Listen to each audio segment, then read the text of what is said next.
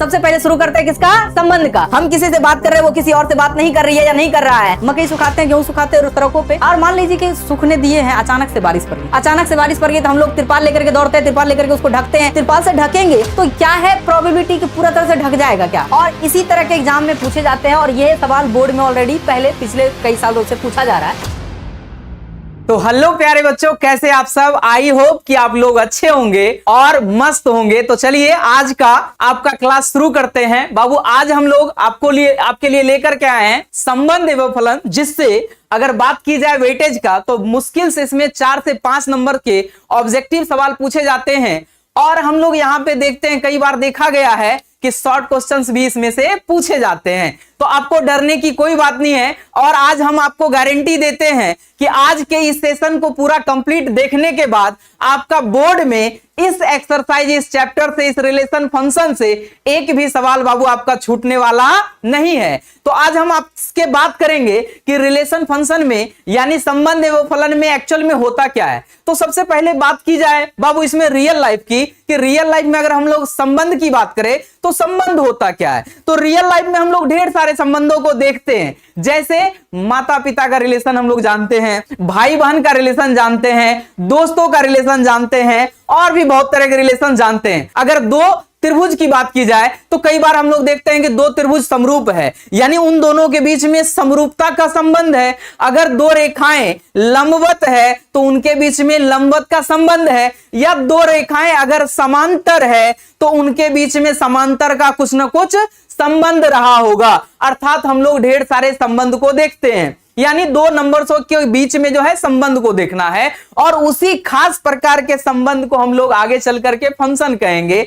तो अर्थात आज हम लोग रिलेशन एंड फंक्शन की सारी कहानियों को शुरू करने जा रहे हैं, और पूरा का पूरा एक शॉर्ट में बाबू आपका पूरा का पूरा सिलेबस इसमें खत्म करने वाले हैं। और रिलेशन फंक्शन के जितने भी कॉन्सेप्ट होंगे, एक भी कॉन्सेप्ट को छोड़ेंगे नहीं। ये नहीं कि वन शॉट है तो इसमें कुछ स्किप कर दिया जाएगा, नहीं बाबू, पूरा डिटेल्स में जो है रिलेशन फंक्शन को हम लोग पढ़ेंगे, और एक भी कॉन्सेप्ट इसमें छोड़ने वाले नहीं है। सब्जेक्टिव हो चाहे ऑब्जेक्टिव हो चाहे जो भी हो, सभी को डिटेल्स में खत्म करने वाले हैं। तो चलिए इसको आगे बढ़ाते हैं। तो हम लोग यहां से सबसे पहले समझने वाले हैं कि रिलेशन फंक्शन, ध्यान से समझिएगा, रिलेशन फंक्शन में हम लोग को यहां पे देखना क्या है। रिलेशन फंक्शन में यहां पे हमको देखना क्या है, तो सबसे पहले यहां पे शुरू करते हैं बाबू संबंध को। सबसे पहले शुरू करते हैं किसका? संबंध का। अगर हम बात करें संबंध का बाबू, तो ध्यान से याद रखिएगा कि संबंध का चैप्टर हमारा शुरू हो जाता है 11 से। संबंध का कहानी जो है शुरू हो जाता है 11 से। अब कहिएगा सर 11th में और 12th में क्या संबंधों में अलग है? तो 11th में हम लोग जो संबंध पढ़ते हैं वो पढ़ते हैं कि संबंध होता क्या है। 11th में जो पढ़ते हैं वो क्या होता है कि संबंध होता क्या है, और 12th में हम लोग आकर के पढ़ते हैं कि संबंध कितने प्रकार के होते हैं। ठीक है, तो हम लोग यहाँ पे संबंध के बारे में जानने से पहले थोड़ा सा जानकारी लेते हैं बाबू कि संबंध एक्चुअल में होता क्या है। ठीक है, और संबंध हुआ कहां से है। तो एक्चुअल में जो संबंध होता है वो दो समुच्चयों के बीच में होता है। रियल लाइफ में तो हम लोग ढेर सारे संबंध बताए हुए हैं, ढेर सारे संबंध आप लोग को भी पता होगा, लेकिन अगर हम लोग यहाँ पे मैथमेटिकली बात करें कि संबंध क्या होता है, तो दो समुच्चयों के बीच में होता है, उस संबंध को हम लोग संबंध कहेंगे। अब ये समुच्चय क्या होता है बाबू? तो समुच्चय को हम लोग इंग्लिश में कहते हैं सेट्स। क्या कहते हैं? सेट। और सेट क्या होता है बाबू? तो सेट जो होता है वो चीजों का क्या होता है? संग्रह होता है। अब चीजों का संग्रह क्या होगा? जैसे नेचुरल नंबर का हो जाता है संग्रह, हो सकता है प्राकृतिक संख्याओं का संग्रह हो सकता है। तो संग्रह तो बहुत तरह के हो सकते हैं। क्या हर एक संग्रह समुच्चय कहलाएगा? क्या नहीं कहलाएगा। यानी किस प्रकार के संग्रह को हम लोग समुच्चय कहेंगे? तो एक ऐसा संग्रह, बाबू ध्यान से सुनोगे, एक ऐसा संग्रह जो हर किसी के लिए एक समान हो। अर्थात जैसे कि मान लिए हम लोग यहाँ पे कि अगर आपको संख्याएं लिखनी हो 1 से लेकर के 10 तक, ठीक ना, 1 से लेकर के कहां तक? 10 तक, तो ये संख्याएं 1 से 10 तक हर एक किसी के लिए एक ही जैसा होगा। अर्थात इस प्रकार के संग्रह को हम लोग क्या कहते हैं? समुच्चय। तो ये समुच्चय का एक छोटा सा परिभाषा था, छोटी सी जानकारी थी कि समुच्चय एक्चुअल में होता क्या है, ताकि हम ये समझ सके कि दो समुच्चयों के बीच में रिलेशंस बनाने हैं। अब ये रिलेशंस बनाने के लिए ध्यान से याद रखिएगा, ये समुच्चय हमेशा क्या होना चाहिए? इसमें कुछ ना कुछ अब ये होने चाहिए। यानी जब भी हम लोग बात करेंगे बाबू, तो यहां पे आप ध्यान दोगे, जब भी हम लोग चर्चा करते हैं तो यहां पे बात करते हैं औरिक्त समुच्चय का। औरिक्त का मतलब क्या हो गया, एक ऐसा समुच्चय जिसमें कुछ ना कुछ अवयव हो। अब मान लीजिए कि अवयव होगा ही नहीं तो रिलेशन बनाएंगे कैसे, ठीक ना। तो ये औरिक्त होना चाहिए, यानी खाली नहीं होने चाहिए, उसमें कुछ ना कुछ अवयव होने चाहिए ताकि हम उन दोनों के बीच में क्या कर सके, रिलेशन बना सके। और रिलेशन की बात अगर आई है तो रिलेशन का हम लोग थोड़ा सा शुरुआत जानना चाहेंगे कि सर रिलेशन का शुरुआत कहां से हुआ है, ठीक ना। रिलेशन का शुरुआत कहां से हुआ है, तो रिलेशन का शुरुआत हम लोग 11th में कार्टेजन प्रोडक्ट से शुरू किए हैं।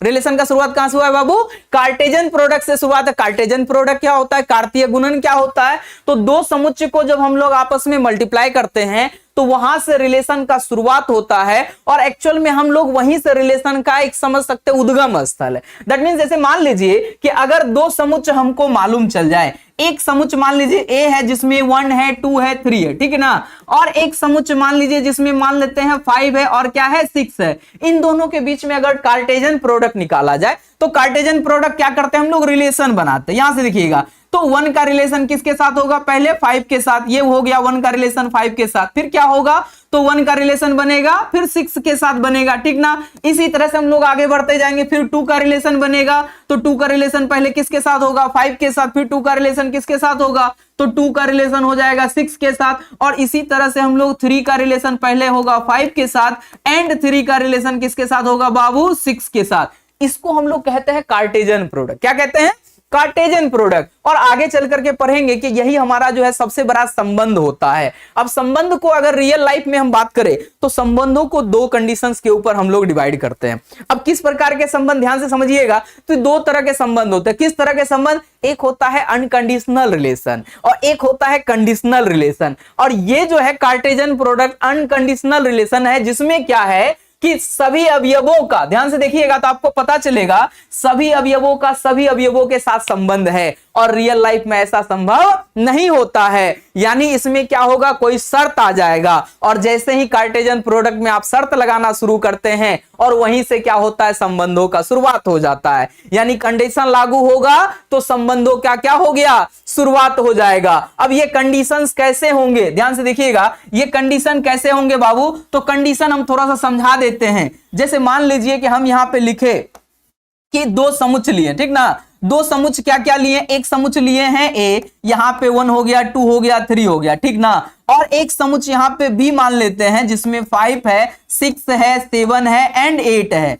और हम यहां पे बोले कि एक ऐसा रिलेशन बनाना है, क्या करना है, एक ऐसा रिलेशन बनाना है जिसके लिए कंडीशन लागू किया गया। क्या कंडीशन किया गया, ध्यान से देखिएगा, इसका रिलेशन होगा एक्स का रिलेशन किसके साथ, वाई के साथ, और इसके लिए कंडीशन लगाए सच दैट है कि y का जो वैल्यू है ना वो x से क्या होना चाहिए, तो 3 ग्रेटर होना चाहिए। x से क्या होना चाहिए, 3 ग्रेटर होना चाहिए। देखिएगा बाबू, इसमें क्या होगा, जो कार्टेजन प्रोडक्ट अभी हम लोग बना रहे थे उसी का एक छोटा सा हिस्सा इसके अंदर आएगा। अगर हम इसको डिकोड करें, यानी ये रिलेशन कहना क्या चाहता है, तो ध्यान से देखिएगा, इसमें क्या करेंगे हम लोग, x के वैल्यू को पुट करेंगे और इसको निकाल के दिखाएंगे। और याद रखिएगा, थोड़ा सा ये भी बात बता देते हैं कि अगर हम यहां पे x और y का जिक्र किए हैं, x और y का जिक्र किए हैं, तो याद रखना है कि x जो होता है वो समुच्चय A के अवयव होते हैं और y जो होता है वो समुच्चय हमारे B के एलिमेंट्स होते हैं, ठीक ना। अब यहां से देखिएगा, जैसे अगर हम x का वैल्यू रखे 1 तो 1 + 3 करेंगे तो होगा 4। क्या हमारे पास 4 है, क्या नहीं है, यानी ये रिलेशन में नहीं आएगा। अगर 2 रखे 2 + 3 करेंगे तो क्या होगा 5,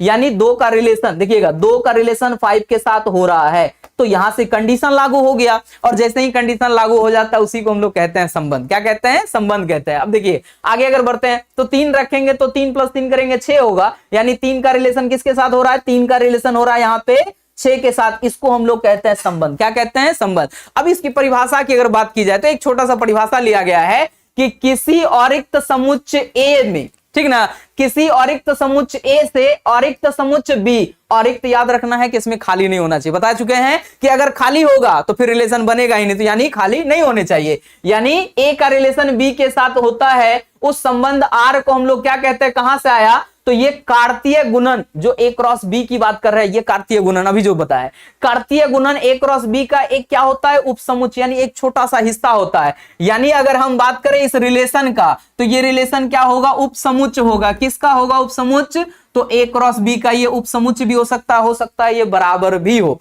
यानी पूरा का पूरा ये समुच्चय भी आ सकता है। इसी को हम लोग कहते हैं संबंध। कोई दिक्कत बाबू? यही है हमारा संबंध। अब ये संबंध पूरा का पूरा कहानी समझ में आ गया कि संबंध का शुरुआत कहां से हुआ? कार्टेशियन प्रोडक्ट से।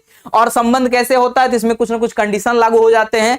अब संबंध अगर समझ चुके हैं कि संबंध होता क्या है, तो अब यहां से हम लोग को सीखना है कि संबंध कितने प्रकार के होते हैं। या मान लीजिए कि अगर यही रिलेशन लिखे हैं तो ये रिलेशन कुछ तो कुछ होगा, इसका नाम कोई तो रिलेशन कहलाएगा। तो रिलेशन की अगर बात हुई है तो रिलेशन एक्चुअल में हमारे पास 4 तरह के रिलेशन होते हैं। कितने प्रकार के? 4 तरह के रिलेशन होते हैं, जिसमें हम लोग अलग अलग रिलेशंस के बारे में जानते हैं और जो बोर्ड में हमसे पूछा जाता है। फिलहाल उसके पहले हम 2 रिलेशन की और चर्चा करना चाहेंगे। जैसे अभी बोले कि रिक्त समुच्चय होना चाहिए कि नहीं होना चाहिए। अब जैसे मान लीजिए, देखिएगा, ये है रिक्त समुच्चय। क्या है? रिक्त संबंध। अब रिक्त संबंध, रिक्त मतलब होता है खाली। अगर कोई रिलेशन बनेगा ही नहीं, कोई रिलेशन बनेगा ही नहीं। मान लीजिए कि उसी रिलेशन में अभी जैसे मान लीजिए हम यहां पे रखे हुए थे, ध्यान से देखिएगा, इसी में रखे हुए थे, और कंडीशन अगर हम यहां से चेंज कर दे, कंडीशन ये कर दे कि y का जो वैल्यू होना चाहिए वो x से कितने 10 अधिक होने चाहिए। कितने अधिक होने चाहिए? 10। अब अगर मान लीजिए x का वैल्यू आप यहां पे रखो, 1 रखोगे तो क्या होगा? 1 रखोगे तो 11 होगा। क्या 11 आपके पास है? यानी वो रिलेशन में नहीं आने वाला है।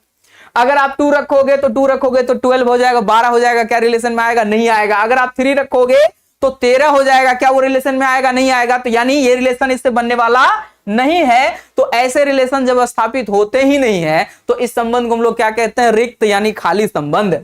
अब यहां पे परिभाषा की बात कर ली जाए तो ऐसा संबंध जिसमें ए का कोई भी अवयव, ए का कोई भी अवयव ए के किसी भी अवयव से संबंधित नहीं हो। अब देखिएगा यहाँ पे दोनों समुच्चय को ए ही रखा गया। जैसे हम लोग आगे बात करेंगे तो जब भी आगे बात होगी तो एक ही समुच्चय दिया जाएगा ए, और उसी को उसी के ऊपर रिलेशन दर्शा करके हमको दिखाना है, ठीक ना? तो ये हमारा रिलेशन बनेगा। तो अर्थात यहाँ पे रिक्त संबंध का मतलब क्या हुआ कि ए का कोई भी अवयव ए के किसी भी अवयव से रिलेशन में नहीं, यानी संबंधित नहीं है। तो ऐसे संबंध को हम लोग क्या कहते हैं? रिक्त संबंध। और रिक्त संबंध को हम लोग फाय द्वारा सूचित करते हैं। क्या द्वारा? फाय द्वारा। फाय मतलब होता है रिक्त यानी खाली। इसको हम लोग कहते हैं रिक्त संबंध। थोड़ा सा आगे बढ़ते हैं इस तरह से, यहाँ पे शॉर्टकट समझते जाना, ठीक ना? यहां से आ जाते हैं सार्वत्रिक संबंध। अब समझिएगा सार्वत्रिक संबंध क्या है। तो सार्वत्रिक संबंध को हम लोग कहते हैं यूनिवर्सल रिलेशन। यूनिवर्सल रिलेशन क्या है? अब देखिए, रिलेशन, यूनिवर्सल रिलेशन का मतलब क्या हो गया? सब चीज। उसके अंदर क्या हो गया? सब चीज। अभी जैसे बताया कार्टेशियन प्रोडक्ट के बारे में, तो कार्टेशियन प्रोडक्ट को ही हम लोग क्या कहते हैं? सार्वत्रिक संबंध कहते हैं। सार्वत्रिक मतलब जिसमें सबका सबके साथ संबंध हो, और ऐसा तभी संभव है जब कार्टेशियन प्रोडक्ट की बात हो, जिसमें बताएं कि वो अनकंडीशनल रिलेशन होता है, जिसमें सबका रिलेशन सबके साथ होता है। तो वह संबंध जिसमें ए के प्रत्येक अवयव, मतलब ए में जितने भी एलिमेंट होंगे उन सभी का ए के सभी अवयवों के साथ, यानी स्वयं का स्वयं के ही बात कर ले। अगर अलग अलग बात करोगे, एक ए होगा दूसरा बी होगा, तो ए के सारे एलिमेंट का बी के सारे एलिमेंट के साथ अगर रिलेशन होता है तो उसको हम लोग कहते हैं सार्वत्रिक संबंध। अर्थात कहते हैं ये सार्वत्रिक संबंध एक जो रिलेशन आर होगा वो क्या होगा? एक्चुअल में उसका कार्टेशियन प्रोडक्ट। फॉर एग्जांपल अगर समझा जाए, ध्यान दीजिएगा कि अगर समझा जाए, मान लीजिए ए मान लेते हैं, यहां पे 1 है, 2 है और 3 है, मान लीजिए 3 एलिमेंट। और अगर हम यहां पे कार्टेशियन प्रोडक्ट की बात करें, ए क्रॉस ए की बात करें, तो यहां पे 1 हो गया, 2 हो गया, 3 हो गया, और स्वयं को स्वयं से मल्टीप्लाई कर रहा है 1 2 3। और रिलेशन जब हम लोग यहां पे बनाना शुरू करते हैं बाबू, इसी को हम लोग कहते हैं रिलेशन यानी कार्टेशियन प्रोडक्ट, सार्वत्रिक संबंध। यहां पे क्या होगा? सबसे पहले देखिए 1 को रखिएगा, 1 को 1 से मल्टीप्लाई करोगे, 1 को 2 से मल्टीप्लाई करो, 1 को 3 से। ये मल्टीप्लाई नहीं होता, एक्चुअल में लिखा जाता है, जिसको हम लोग रिलेशन कहते हैं। तो यहां पे पहले 1 का रिलेशन 1 के साथ होगा, फिर 1 का रिलेशन 2 के साथ होगा, फिर 1 का रिलेशन 3 के साथ होगा। इसी तरह से फिर आगे बढ़ेंगे, 2 का रिलेशन किसके साथ? 1 के साथ होगा। फिर यहां से 2 का रिलेशन 2 के साथ हो जाएगा। फिर 2 का रिलेशन किसके साथ? 3 के साथ। अगेन अब 3 की बात कर रहे हैं, 3 का, तो 3 का रिलेशन पहले होगा किसके साथ? 1 के साथ, फिर 3 का रिलेशन 2 के साथ, और 3 का रिलेशन 3 के साथ। इसी को हम लोग कहते हैं कार्टेशियन प्रोडक्ट। क्या कहते हैं?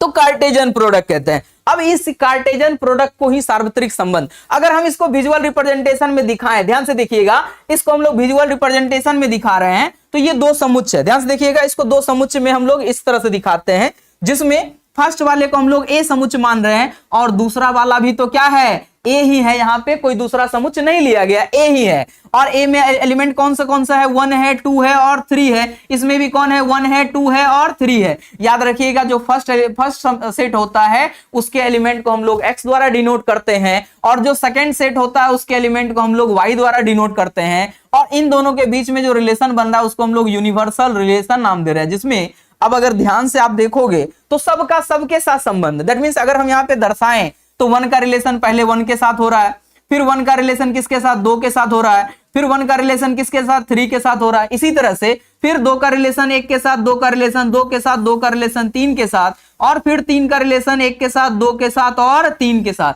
जिसमें क्या दिख रहा है, तो सबका रिलेशन सबके साथ है। ऐसे संबंध को ही हम लोग क्या कहते हैं, यूनिवर्सल रिलेशन कहते हैं, दैट मींस सार्वत्रिक संबंध कहते हैं। ठीक है, ये सिर्फ समझने के लिए, ठीक ना, ये सिर्फ समझने के लिए। सवाल जो बनता है वो उन 4 रिलेशन से बनता है जो हम लोग आगे पढ़ने वाले हैं। तो एक बार नाम हम उसका बता देते हैं कि वो 4 रिलेशन होता क्या है। तो वो 4 रिलेशन होता है, सबसे पहला हमारा स्वतुल्य जिसको हम लोग रिफ्लेक्टिव रिलेशन कहते हैं।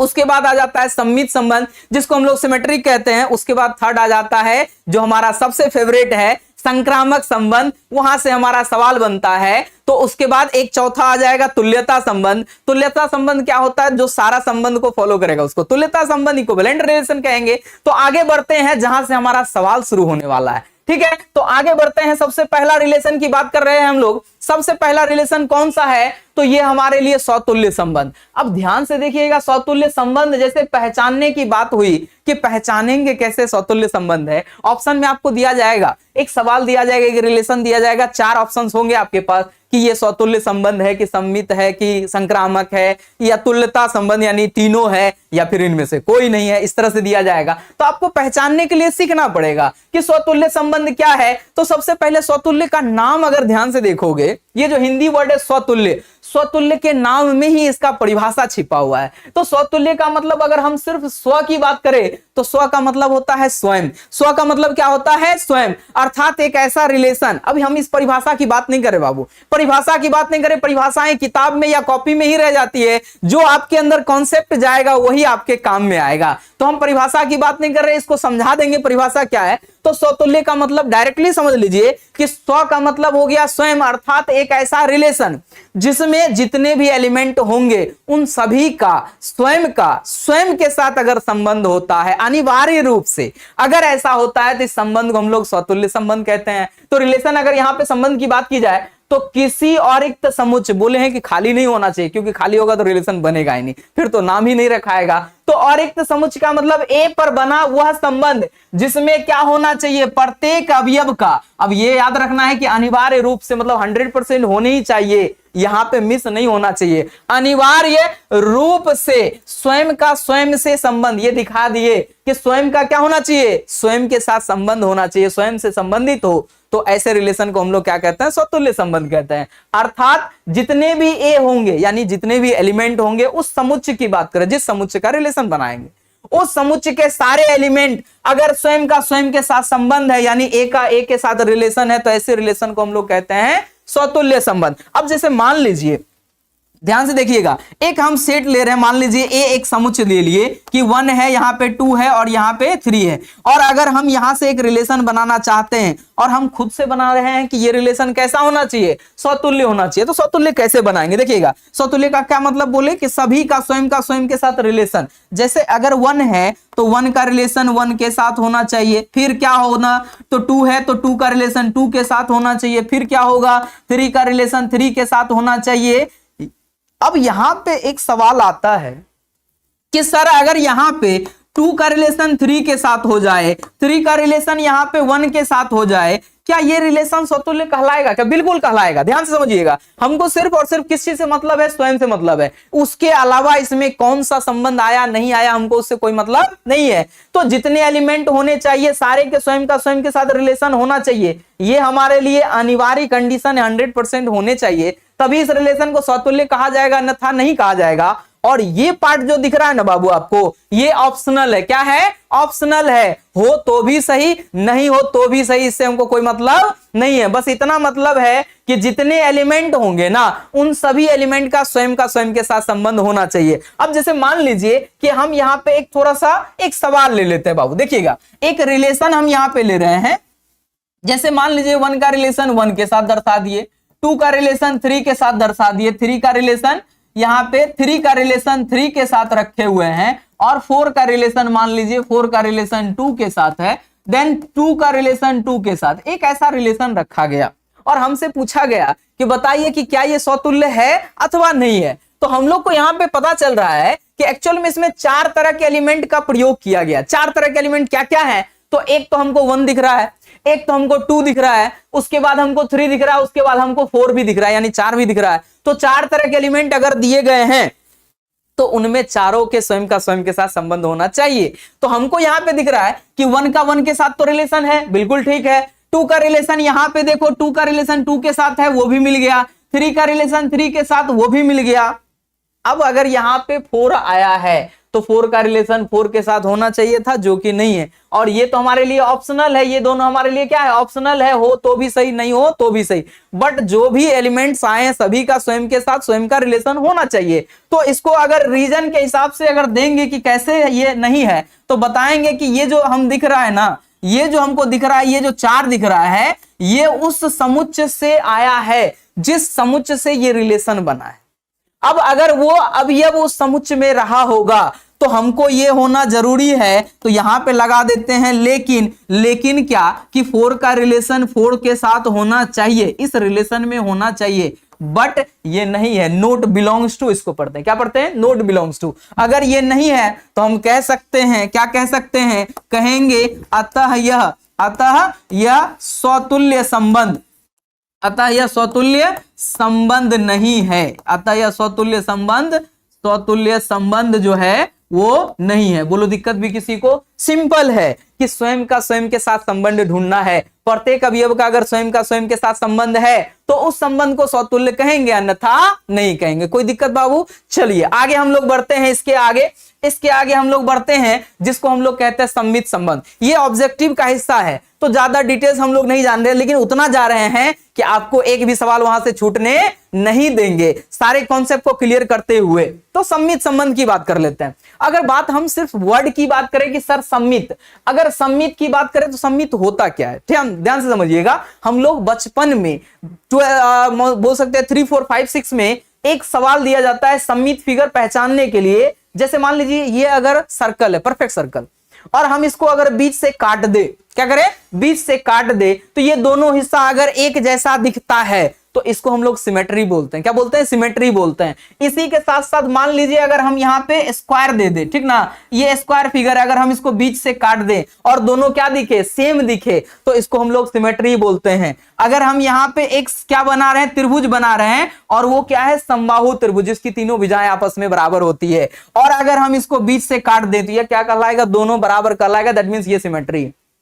अब इसको इस हिसाब से हम समझते हैं कि जैसे मान लीजिए इसमें हम ए एलिमेंट माने हैं, इसको बी माने हैं, तो इसका मतलब ये है कि अगर इसको हम अपोजिट करके भी देखेंगे, ए को बी देखें या बी को ए देखें, दोनों तो बराबर दिखेगा, दोनों हिस्सा तो सेम है। तो यही तो हमारा सिमेट्री का रूल है, यही तो हमारा क्या है? सिमेट्री का रूल है। अर्थात दोनों हिस्सा क्या होना चाहिए? एक जैसा होना चाहिए। दैट मींस अब रिलेशन की बात करें तो ये रिलेशन में कैसे होगा?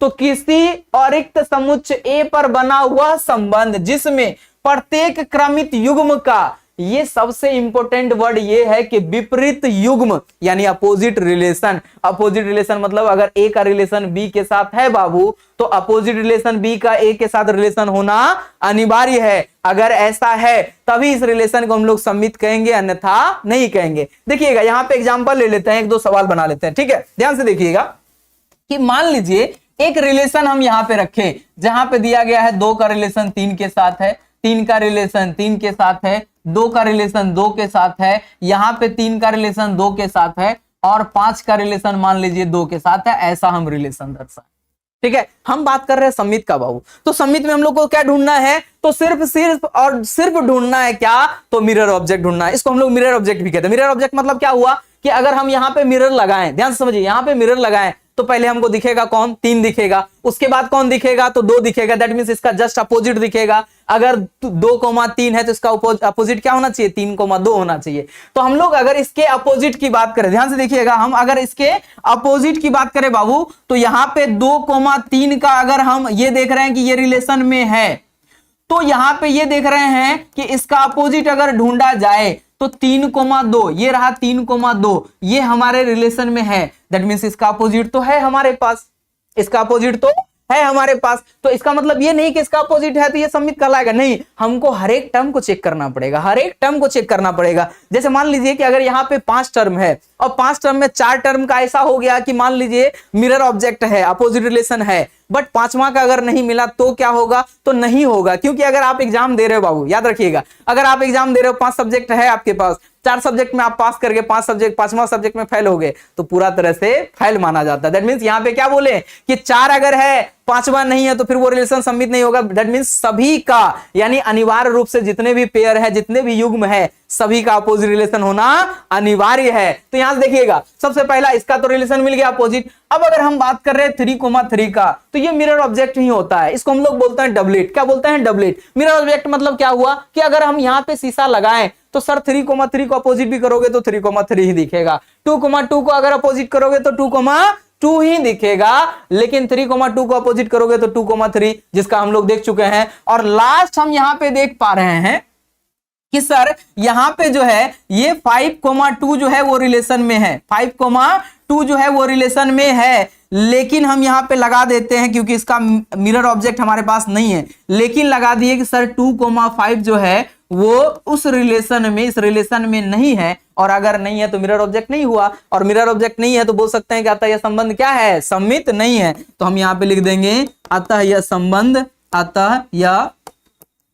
यह संबंध सम्मित संबंध, सम्मित संबंध नहीं है, सम्मित संबंध नहीं है। ध्यान से समझ लीजिएगा, अगर सबका मिरर ऑब्जेक्ट है तो उसको सम्मित कहेंगे, अन्यथा उसको सम्मित हम लोग नहीं कहेंगे। कोई दिक्कत भी किसी को, मिरर ऑब्जेक्ट याद रखिए, सिर्फ मिरर ऑब्जेक्ट, अपोजिट ढूंढना, अगर अपोजिट है तो सम्मित है, नहीं तो नहीं है। चलिए हम लोग आगे बढ़ते हैं। ये हमारा तीसरा संबंध, बताए थे कि तीसरा संबंध, ये संक्रामक संबंध हमारा सबसे फेवरेट संबंध है। और फेवरेट क्यों है, क्योंकि आज से आपका भी ये फेवरेट बनने वाला है। क्यों बनने वाला है बताते हैं कि संक्रामक जब हम पढ़ाएंगे तो इस कदर पढ़ाएंगे, इस तरह से पढ़ाएंगे कि ये संक्रामक आपके दिमाग में छप जाएगा और ये हमेशा याद रहेगा, एक लंबे उम्र तक याद रहेगा, शायद बुढ़ारी तक भी इस बात को आप भूल ना सके। इस तरह से ये संक्रामक हमारे लिए फेवरेट है और आज से आपका भी ये फेवरेट बनने वाला है। तो संक्रामक संबंध समझते हैं कि संक्रामक संबंध कहते हैं किसको, ध्यान समझिएगा। तो हम बोले हैं कि किसी समुच्चय ए पर परिभाषित संबंध आर संक्रामक कहलाता है यदि और केवल यदि, ध्यान से समझिएगा, यदि और केवल यदि समस्त यहाँ पे 3 एलिमेंट की बात की गई है, एक ए है, दूसरा बी है और तीसरा क्या है, सी है। अगर उस समुच्चय में है ए बी सी, 3 समुच्चय, 3 एलिमेंट है।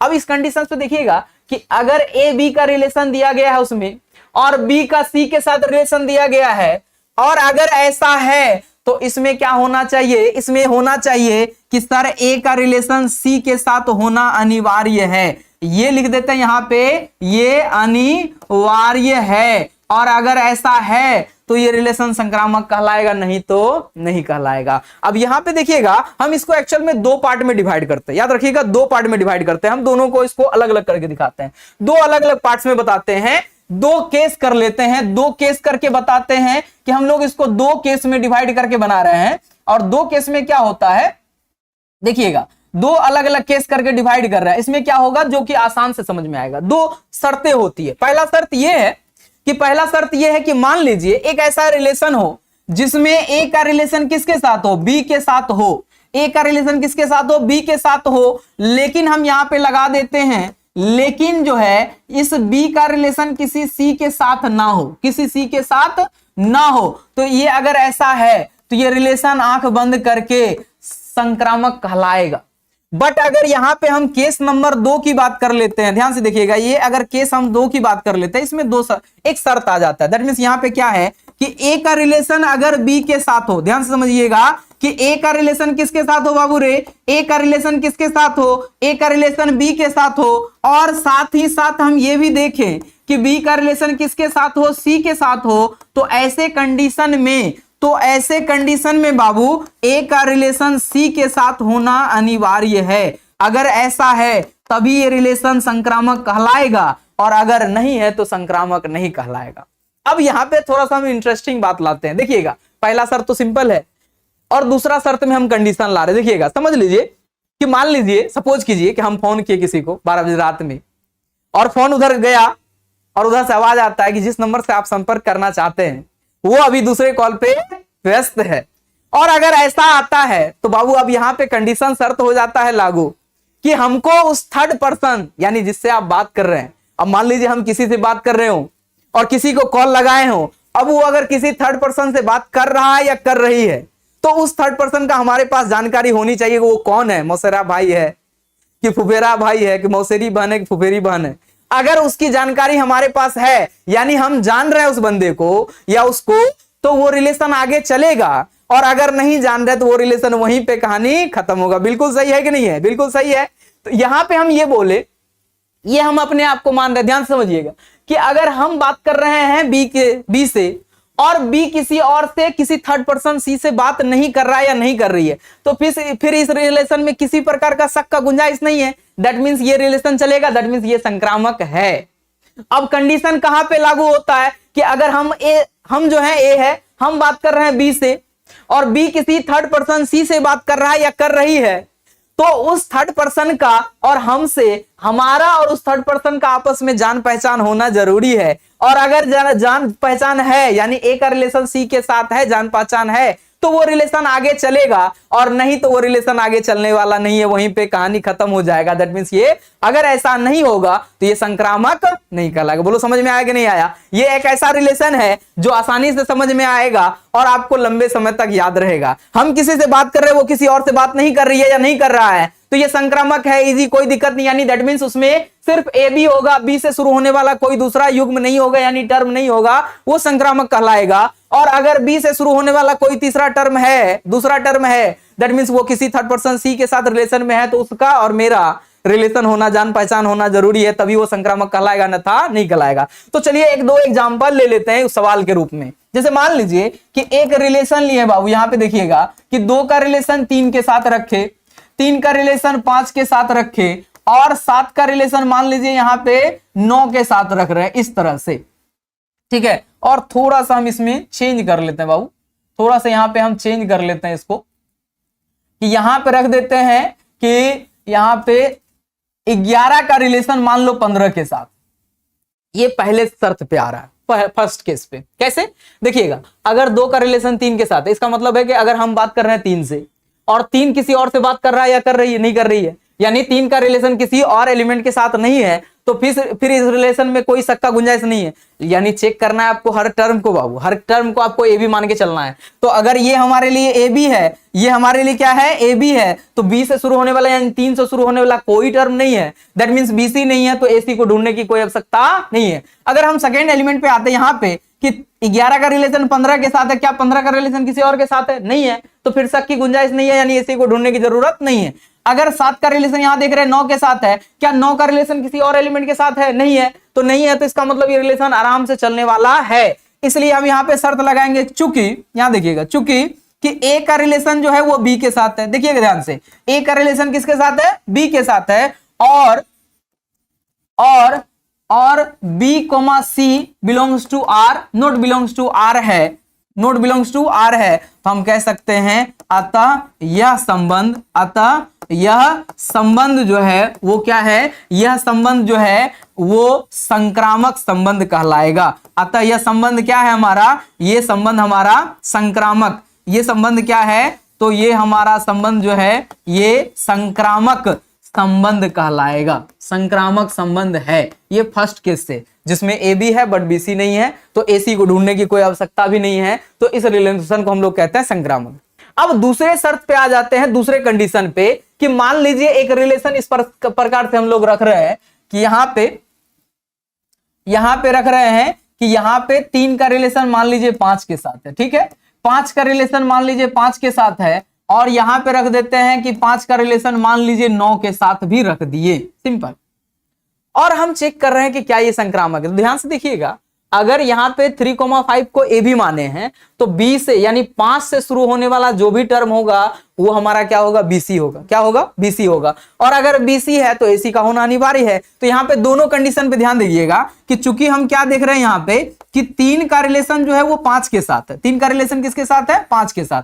और इस कंडीशन में 2 केस बंद है। 2 केस में क्या है, पहला कंडीशन दिख रहा है 5 का रिलेशन 5 के साथ है, 5 का रिलेशन 5 के साथ है। और दूसरा क्या दिख रहा है कि 5 का रिलेशन जो है वो 9 के साथ भी है।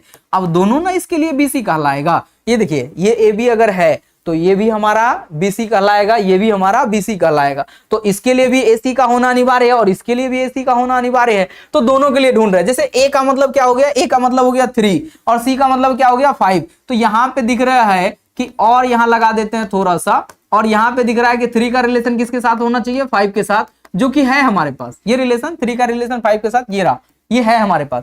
बट अगर हम इसमें जाते हैं कि 3 का रिलेशन 5 के साथ है, 5 का रिलेशन 9 के साथ है, तो यहां पे हम लगा देते हैं लेकिन लगा दिए कि ए का रिलेशन दैट मींस किसका, 3 का रिलेशन किसके साथ, 9 के साथ। 3 का रिलेशन 9 के साथ होना चाहिए बट वो रिलेशन में नहीं है। और अगर नहीं है तो इसका मतलब ये है कि ये ए बी है, ये बी सी है बट ए सी नहीं है। जैसे हम ये बोल सकते हैं कि हम बात कर रहे हैं 5 से, 5 बात कर रहा है या कर रही है 9 से, तो हमारा यानी 3 का रिलेशन उस थर्ड पर्सन सी के साथ यानी 5 9 के साथ रिलेशन होना चाहिए, जो कि रिलेशन में नहीं है। और अगर ऐसा नहीं है तो हम कह सकते हैं अतः यह संबंध संक्रामक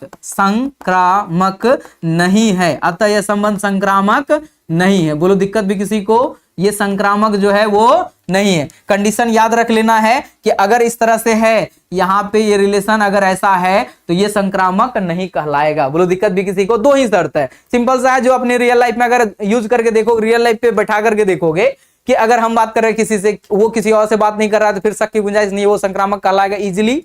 बट अगर हम बात कर रहे हैं किसी से, वो किसी और से बात कर रहा है या कर रही है, तो उस थर्ड पर्सन का और हमारा रिलेशन होना जरूरी है। अगर वो जानकार में है यानी जहां पहचान रहे हैं यानी उस रिलेशन में है, तो वो रिलेशन संक्रामक कहलाएगा, और नहीं तो नहीं कहलाएगा। कोई दिक्कत नहीं होनी चाहिए। आगे बढ़ते हैं यहां से। अब यहां पे आ जाते हैं, इसको कहते हैं हम लोग तुल्यता संबंध। तुल्यता संबंध का मतलब क्या होता है कि एक ऐसा संबंध, ध्यान से देखिएगा, औरिक्त समुच्चय ए पर बना एक ऐसा संबंध जो क्या होना चाहिए, तो स्वतुल्य भी होना चाहिए, सम्मित भी होना चाहिए और संक्रामक भी होना चाहिए। ऐसा कोई संबंध है जो स्वतुल्य भी हो, सम्मित भी हो और क्या हो, संक्रामक भी हो। अगर ये तीनों संबंध होता अनिवार्य रूप से क्या चीज, स्वतुल्य भी होना चाहिए, सम्मित भी होना चाहिए और संक्रामक, तीनों संबंध अगर है तो उस संबंध को हम लोग तुल्यता संबंध कह देते हैं। अब यहाँ पे एग्जाम्पल के तौर पे अगर हम समझाएं, ध्यान से देखिएगा, अगर एक रिलेशन ले लेते हैं, जैसे मान लीजिए 1 का रिलेशन 1 के साथ रख लिए, फिर 2 का रिलेशन 3 के साथ रख, 2 का रिलेशन 2 के साथ रख लेते हैं और 3 का रिलेशन 3 के साथ रख रहे हैं, ठीक ना।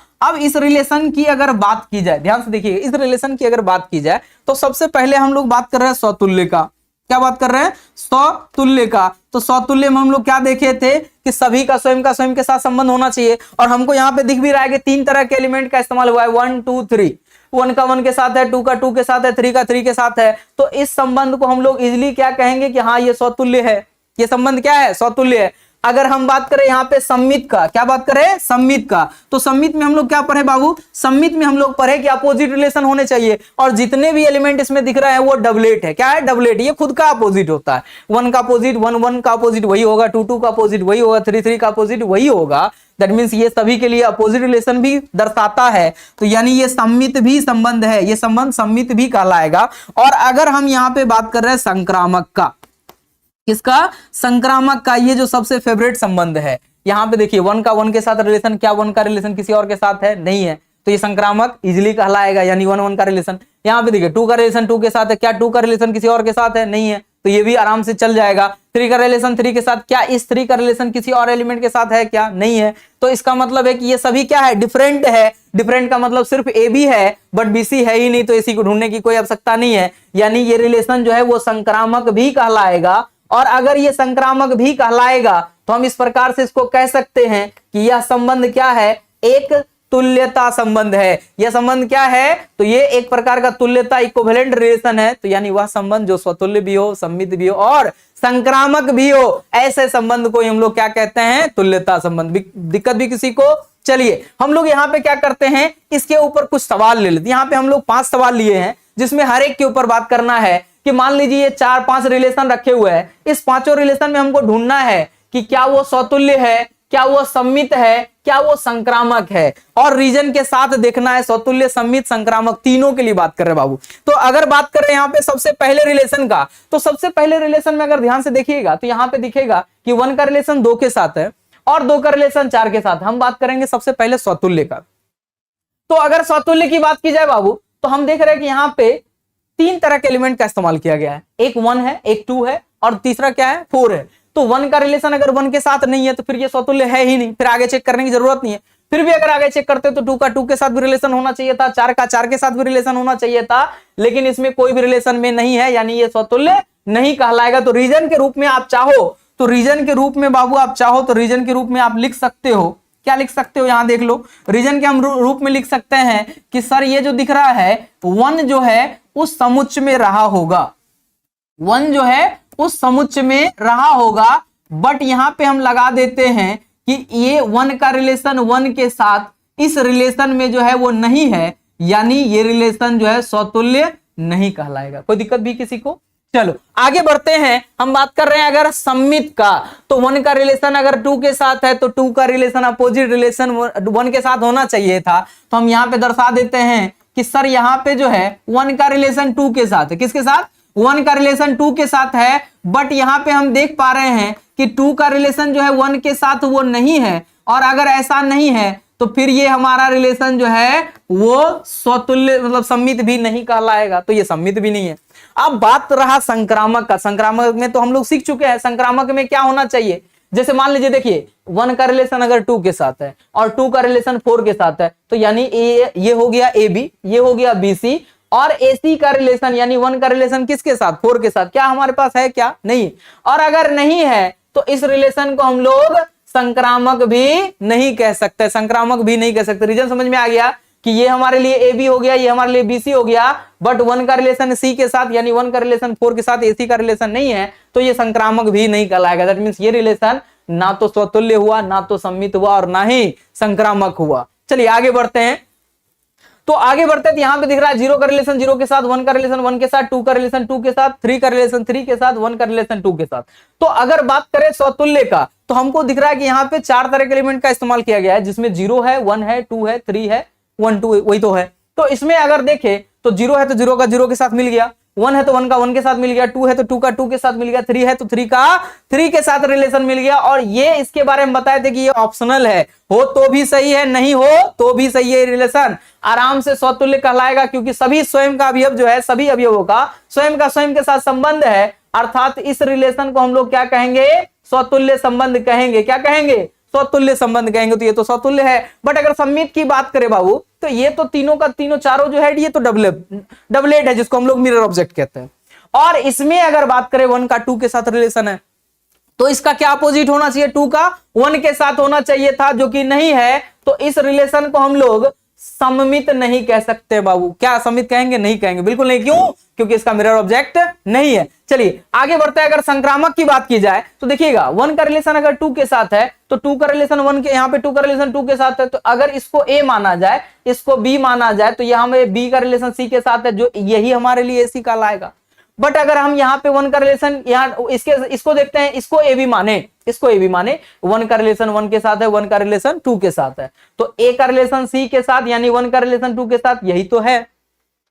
तो इसमें जितने भी एलिमेंट दिख रहे हैं, प्रत्येक एलिमेंट का स्वयं के साथ संबंध हो गया, मिरर ऑब्जेक्ट में वो नहीं था। बट अगर संक्रामक की बात करें तो प्रत्येक कंडीशन के लिए अगर AB है, AB के साथ साथ BC भी है, तो हर कंडीशन के लिए AC भी मौजूद है, तो इस रिलेशन को हम लोग क्या कहेंगे? संक्रामक संबंध कहेंगे। यानी यह संबंध जो है वो संक्रामक संबंध कहलाएगा। आगे बढ़ते हैं हम लोग, आगे बढ़ते हैं तो यहाँ पे रिलेशन, तीसरा रिलेशन है जहां पे 0 का 0 के साथ रिलेशन है, 1 का 1 के साथ है, 2 का 2 के साथ, 3 का 3 के साथ। इस रिलेशन को हम लोग क्या कहेंगे? ध्यान से देखिएगा, स्वतुल्य में सभी का स्वयं के साथ तो दिख ही रहा है, तो सभी का स्वयं के साथ रिलेशन है, तो ये हमारे लिए स्वतुल्य कहलाएगा, इजीली कोई दिक्कत नहीं है, ये हमारे लिए स्वतुल्य है। अगर बात करें सम्मित का, तो सभी अब स्वयं का ही अपोजिट है, 0 0 को अपोजिट करोगे वही दिखेगा, 1 1 को अपोजिट करोगे वही दिखेगा, 2 2 को अपोजिट करोगे वही दिखेगा, 3 3 को भी अपोजिट करोगे तो वही सेम ही दिखेगा, यानी ये हमारे लिए सम्मित कहलाएगा, यानी ये हमारे लिए जो है सम्मित कहलाएगा, अर्थात ये सम्मित संबंध है। बट अगर संक्रामक की बात करें, ध्यान से देखिएगा, तो ये संक्रामक भी है। क्यों है? क्योंकि प्रत्येक कंडीशन के लिए देखोगे कि ए बी है बट बीसी नहीं है, यानी 0 से शुरू होने वाला कोई और टर्म नहीं है तो बीसी नहीं है, 1 से शुरू होने वाला कोई और टर्म नहीं है तो बीसी नहीं है, 2 से शुरू होने वाला कोई और टर्म नहीं है तो उसके लिए भी बीसी नहीं है, 3 से शुरू होने वाला कोई और टर्म नहीं है तो उसके लिए भी एसी नहीं है, मतलब बीसी नहीं है तो एसी को ढूंढने की आवश्यकता नहीं है। तो इसका मतलब ये रिलेशन आराम से फर्स्ट केस के आधार पे ये रिलेशन हमारा संक्रामक कहलाएगा, कोई दिक्कत नहीं है। अब चलते हम लोग आगे रिलेशन नंबर 4 पे। तो यहाँ पे देख रहे हैं कि 0 का 0 के साथ बिल्कुल ठीक है। अगर स्वतुल्य के लिए बात करें, 1 का 1 के साथ है, 2 का 2 के साथ, 3 का 3 के साथ, 1 का 2 के साथ, ये सारे के सारे हमारे लिए क्या होते हैं? ऑप्शनल। ये यहां से यहां तक क्या है? सारे के सारे हमारे लिए ऑप्शनल है। तो यहाँ पे इन सभी का रिलेशन स्वयं के साथ है, अर्थात इस रिलेशन को हम लोग स्वतुल्य कहेंगे, यह रिलेशन स्वतुल्य है। लेकिन अगर बात करें सम्मित का, तो मिरर ऑब्जेक्ट ढूंढ लेते हैं। तो सबसे पहली बात क्या करना है कि डबलेट को आपको चेक नहीं करना है। डबलेट में सब स्वयं का ही अपोजिट होता है, तो उसको चेक नहीं करना बाबू, उसको नहीं चेक करना है। तो देखिए, अगर 1 का रिलेशन 2 के साथ है, 2 का रिलेशन 1 के साथ, ये रहा हमारे पास है। अगर हम बात कर रहे हैं यहाँ पे 2 का रिलेशन 3 के साथ है, 3 का रिलेशन 2 के साथ, ये रहा, बाद बाकी तो स्वयं का डबलेट ही है, स्वयं का अपोजिट है, तो वो तो रिलेशन में है ही। तो इसमें क्या दिखा कि सभी का स्वयं का अपोजिट भी रिलेशन, मिरर ऑब्जेक्ट मौजूद है, तो इस रिलेशन को हम लोग क्या कहेंगे? सम्मित कहेंगे। अब संक्रामक की बात आई तो संक्रामक में हर किसी को चेक करना पड़ता है। ध्यान से देखिएगा, संक्रामक में हर किसी को चेक करना पड़ता है।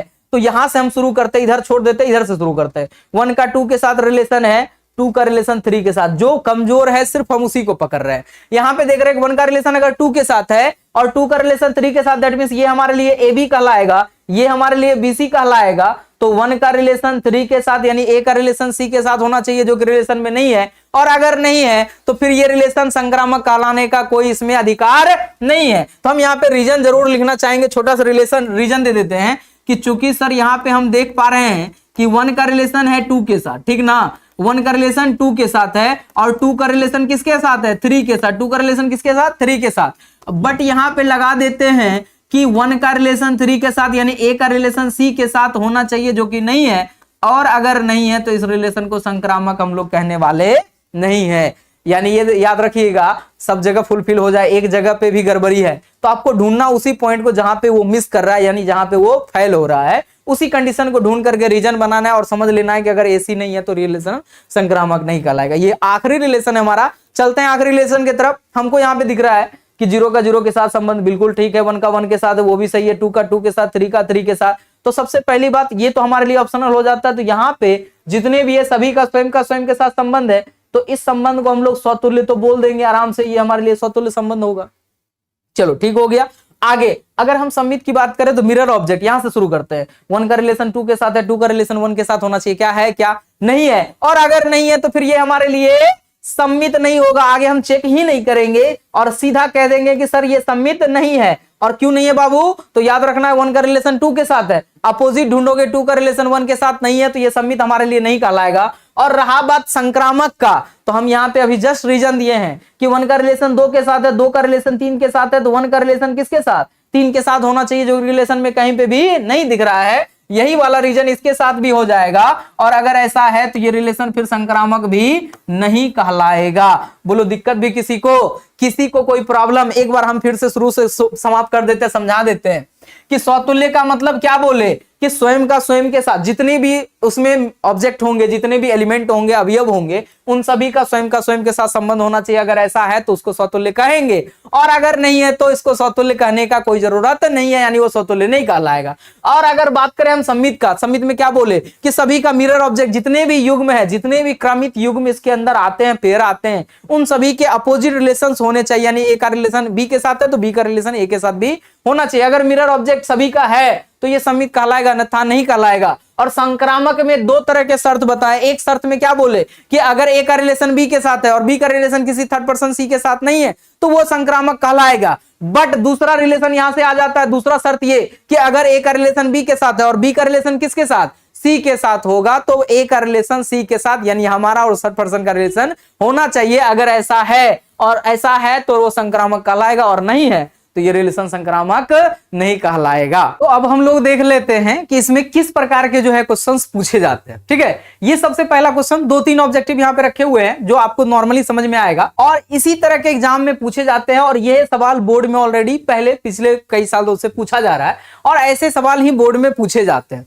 तो यहां पे सवाल ये दिया गया है कि एक समुच्चय, ध्यान से देखिएगा, यहां पे दिया गया है कि ए एक कोई समुच्चय है और यहां पे पूछा गया है बाबू कि इस समुच्चय में, ध्यान से देखिएगा, इस समुच्चय में ये जो है कितने संबंध, कुल कितने भिन्न संबंध बनाए जा सकते हैं, ये याद रखिएगा, संबंधों की संख्या। अब यहां पे याद रखिएगा कि संबंधों की संख्या कैसे पता करेंगे, तो एक फॉर्मूला हम आपको बता देते हैं जो कि हमेशा के लिए आपको याद रख लेना है।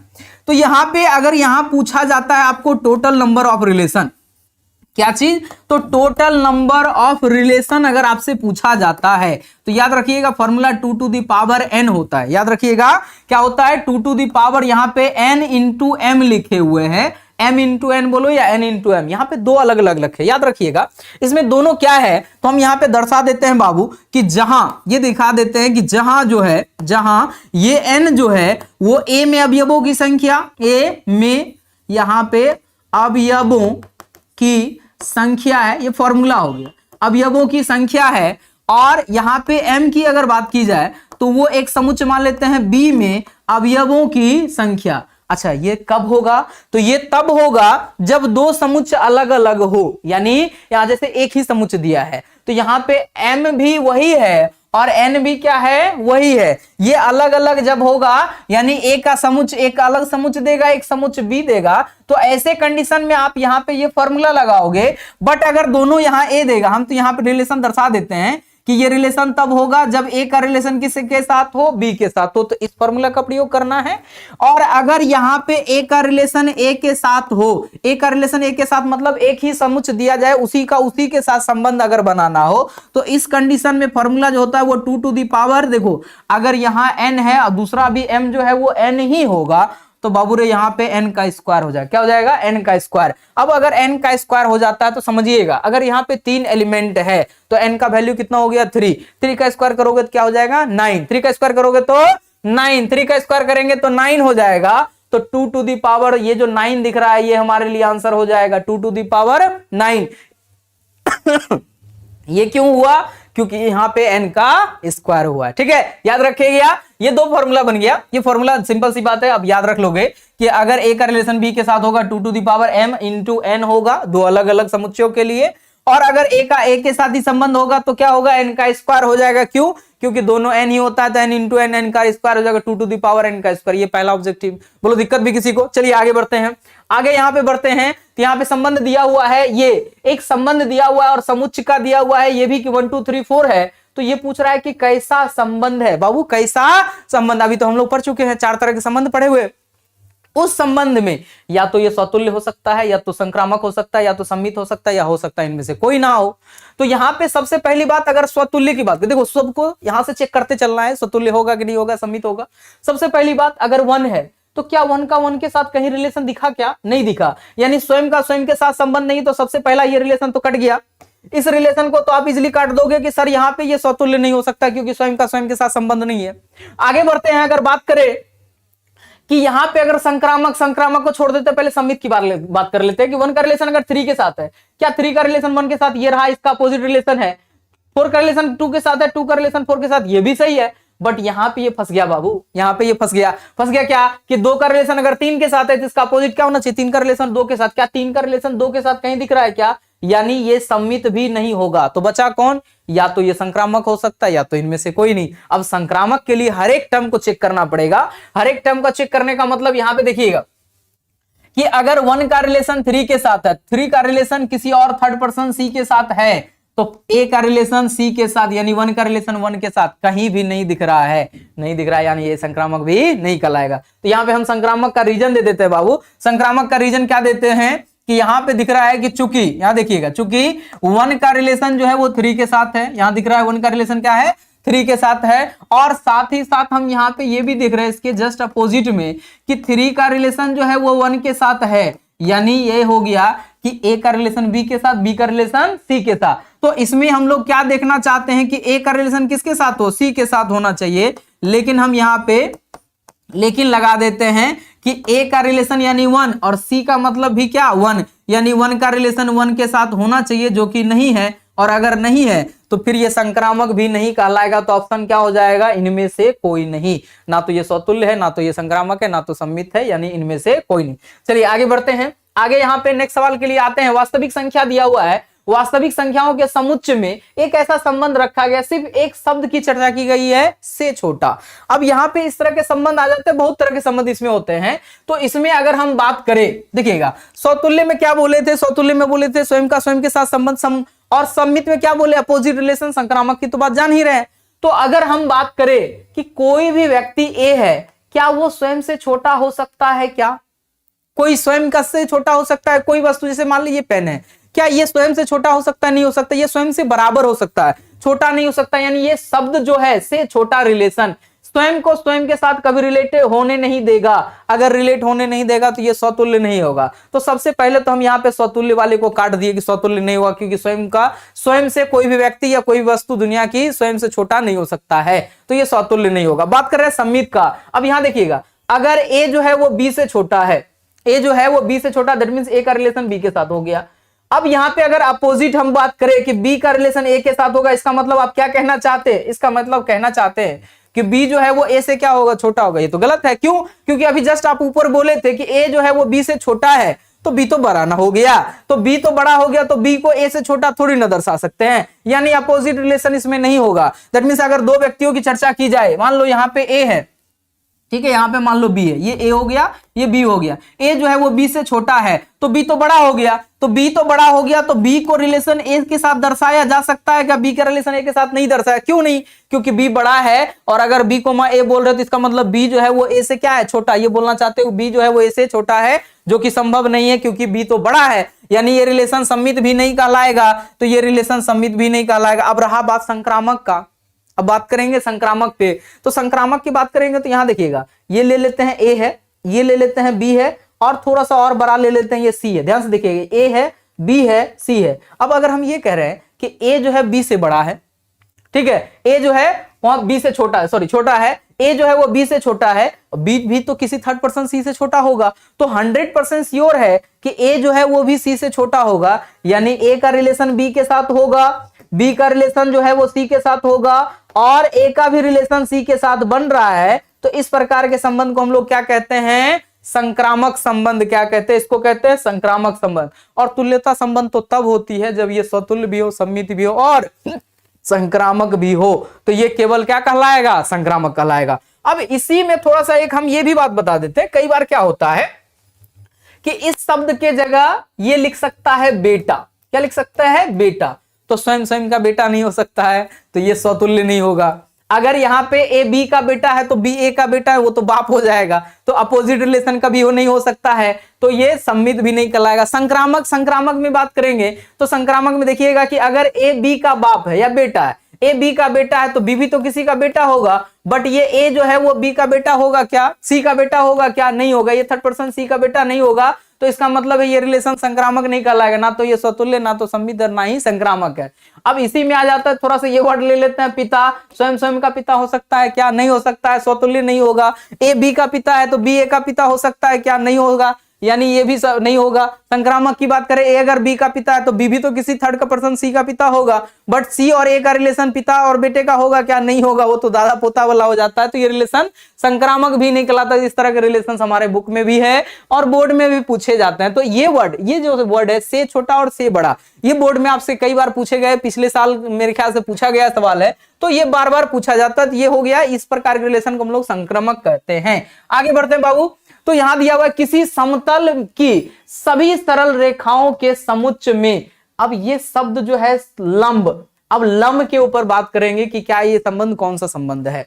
अच्छा, लंब का मतलब क्या हो गया, एक रेखा ये हो गया, एक रेखा ये हो गया, ये रेखा एक दूसरे के ऊपर लंब है, इसका नाम रख लेते हैं, ये है हमारे लिए L1, ये नाम लिख देते हैं इसका L2। दो रेखाएं दोनों परस्पर क्या है, लंबवत है। तो यह बात बताते हैं कि अगर L1 L2 की बात करें, यहां देखिएगा, तो अगर L1 की बात करें और L1 की बात करें, स्वयं की बात कर रहे हैं, क्या ये दोनों रिलेशन में आएगा, क्या नहीं हो आएगा। क्यों नहीं आएगा, क्योंकि कोई भी रेखा, ध्यान से समझिए कि कोई भी रेखा स्वयं का लंबवत नहीं होता, स्वयं पे लंबवत नहीं हो सकता है, स्वयं से वो समांतर हो सकता है बट लंबवत नहीं हो सकता है, तो स्वयं का स्वयं के साथ संबंध नहीं बनेगा। तो जहां भी स्वतुल्य वाला कंडीशन है, सबसे पहले तो वो तो कट जाएगा कि स्वतुल्य तो ये होने से रहा, क्योंकि स्वयं से कभी लंबवत नहीं हो सकता। अब बात करें सममित का और संक्रामक का, देखिएगा सममित की बात कर लेते हैं कि अगर L1 L2 के लंब है तो L2 भी तो L1 के लंबवत होगा, ये दोनों एक दूसरे के लंबवत कहलाएंगे, ये सही है, यानी सममित ये चलेगा। बट संक्रामक की बात अगर करते हैं तो संक्रामक की बात कर लेते हैं, थोड़ा सा यहां पे देखिएगा, संक्रामक की बात कर लेते हैं, एक रेखा और खींच लेते हैं, यहां पे एक रेखा और खींच लेते, इसका नाम दे देते हैं L3। अब यहां पे देखिएगा L1 और L2 क्या है, लंबवत है, L2 और L3 लंबवत है। क्या L1 और L3 लंबवत है, क्या नहीं है, ये तो समांतर हो जाएगा ना। तो अगर यहाँ पे A का रिलेशन B के साथ है, B का रिलेशन C के साथ है, A का रिलेशन C के साथ, यानी लंबवत का रिलेशन बनेगा, कभी नहीं बनेगा। और अगर नहीं बनेगा तो ये संक्रामक होगा, क्या नहीं होगा। दैट मींस ये संक्रामक वाला ऑप्शन भी खत्म हो जाएगा, तो बचेगा कौन, सिर्फ और सिर्फ एक, यानी वो क्या होगा, सम्मित होगा। ये क्या होगा, सम्मित होगा। क्यों, क्योंकि ये दोनों हम देख चुके हैं कि L1 और L2 अगर लंबवत है, दोनों एक दूसरे के परपेंडिकुलर है, एक दूसरे का अपोजिट भी बोल सकते हो, L1 L2 के ऊपर लंब है या L2 L1 के ऊपर लंब है, बात एक ही होता है। तो अपोजिट रिलेशन हो जाएगा, यानी सम्मित होगा, संक्रामक और स्वतुल्य होने से रहा ये नहीं हो सकता। चलिए आगे बढ़ते हैं। यहाँ पे पांचवा सवाल, मान लीजिए कि एक समुच्चय दिया हुआ है n पर एक रिलेशन, ये सवाल बहुत बार पूछा गया, बोर्ड एग्जाम में कई बार पूछा गया, रिपीट पर रिपीट करते रहता है कि a का जो वैल्यू होगा वो b से क्या होना चाहिए, 2 छोटा होना चाहिए, और साथ ही साथ कंडीशन ये रखा गया कि b का जो वैल्यू होना चाहिए वो क्या होना चाहिए, 6 से बड़ा होना चाहिए। तो पहले उन ऑप्शनों को तो छांट दो जो कि क्या होना चाहिए, b का वैल्यू 6 से छोटा हो, तो 6 से छोटा ये वाला ऑप्शन हमारा कट गया, ये 3 ऑप्शन हमारे पास अब बचा। अब यहां पे देखिएगा, तो यहां पे ध्यान से देखिएगा, समझ में आएगा कि a और b के बीच में डिफरेंस कितना का है, 2 का। डिफरेंस कितना का है, 2, सिंपल सी बात, डिफरेंस कितना का है, 2 का। जैसे मान लीजिए अगर 8 रखते हैं तो 6 होगा, जैसे अगर 8 रखते हैं तो 6 होना चाहिए, तो गलत है। तो ये ऑप्शन तो सही है। आगे बढ़ते हैं, यहां पे देख रहे हैं 5 का गैप है, ये तो नहीं होगा। इसमें देख रहे हैं कितने का गैप है, ये अधिक ही है। जैसे बोल रहे थे कि a का वैल्यू b से क्या होना चाहिए, 2 कम होना चाहिए, तो 2 कम होना चाहिए तो ज्यादा ही है, ये तो भी गलत हो गया। तो ऑप्शन हमारा क्या हो जाएगा, फर्स्ट वाला, ये ऑप्शन सही होगा। और ये सवाल बोर्ड में कई बार पूछा गया है, बार बार रिपीट होता है, याद कर लीजिएगा, इजी बन जाएगा। अब यहां से रिलेशन का हो गया, कहानी खत्म बाबू, रिलेशन खत्म हो गया। तो अब यहां से हम लोग शुरू करते हैं फंक्शन, कि फंक्शन होता क्या है, क्या फंक्शन का यूज है, या क्या, कहां से हम लोग जानते हैं, किस तरह के सवाल इसमें बोर्ड में पूछे जाते हैं। तो फंक्शन की अगर बात करें बाबू, तो फंक्शन से क्या होता है कि फंक्शन में ऑब्जेक्टिव के साथ साथ कई बार शॉर्ट क्वेश्चन भी पूछे जाते हैं। तो फंक्शन होता क्या, पहले सिंपल भाषा में समझा देते हैं, परिभाषा को छोड़ करके थोड़ी सी रियलिटी पे आ जाते हैं।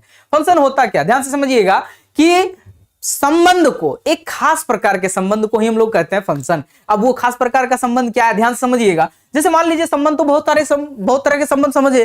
जैसे मान लीजिए कि अगर हम ये बात करें कि एक स्विच लगाए, इस रूम में एक स्विच लगाए, एक स्विच के साथ सारे फैन ऑन हो गए, सारे बल्ब ऑन हो गए, तो वो फैन और सारे बल्ब ऑन हो जाना ये कुछ समय के लिए सही हो सकता है, गर्मी के समय सही हो सकता है। बट यही स्विच अगर ठंड में रहे कि एक ही स्विच के साथ फैन भी ऑन हो गया, पंखा भी ऑन हो गया, बल्ब भी ऑन हो गया, सारे इक्विपमेंट अगर शुरू हो जाते हैं, तो वो ठंड के लिए सही है, बट गर्मी के लिए वो क्या होगा, गलत हो जाएगा। तो वो रिलेशन तो है बट वो काम ढंग से नहीं करेगा, दैट मींस उसको बोलते हैं कि वर्क नहीं करना, यानी फंक्शन नहीं होना, यानी वो फंक्शन नहीं होगा। जैसे मोबाइल में अगर हम ये बात करें, मोबाइल की बात कर लेते हैं, मोबाइल में क्या करते हैं हम लोग, मोबाइल चलाते हैं, कई बार क्या होता है डिस्प्ले खराब हो जाता है, तो दबाते हैं कुछ और दब जाता है, कुछ और क्लिक कर रहे हैं कुछ और क्लिक हो जा रहा है, एक ही साथ 2-3 क्लिक हो जा रहा है, अलग अलग कुछ।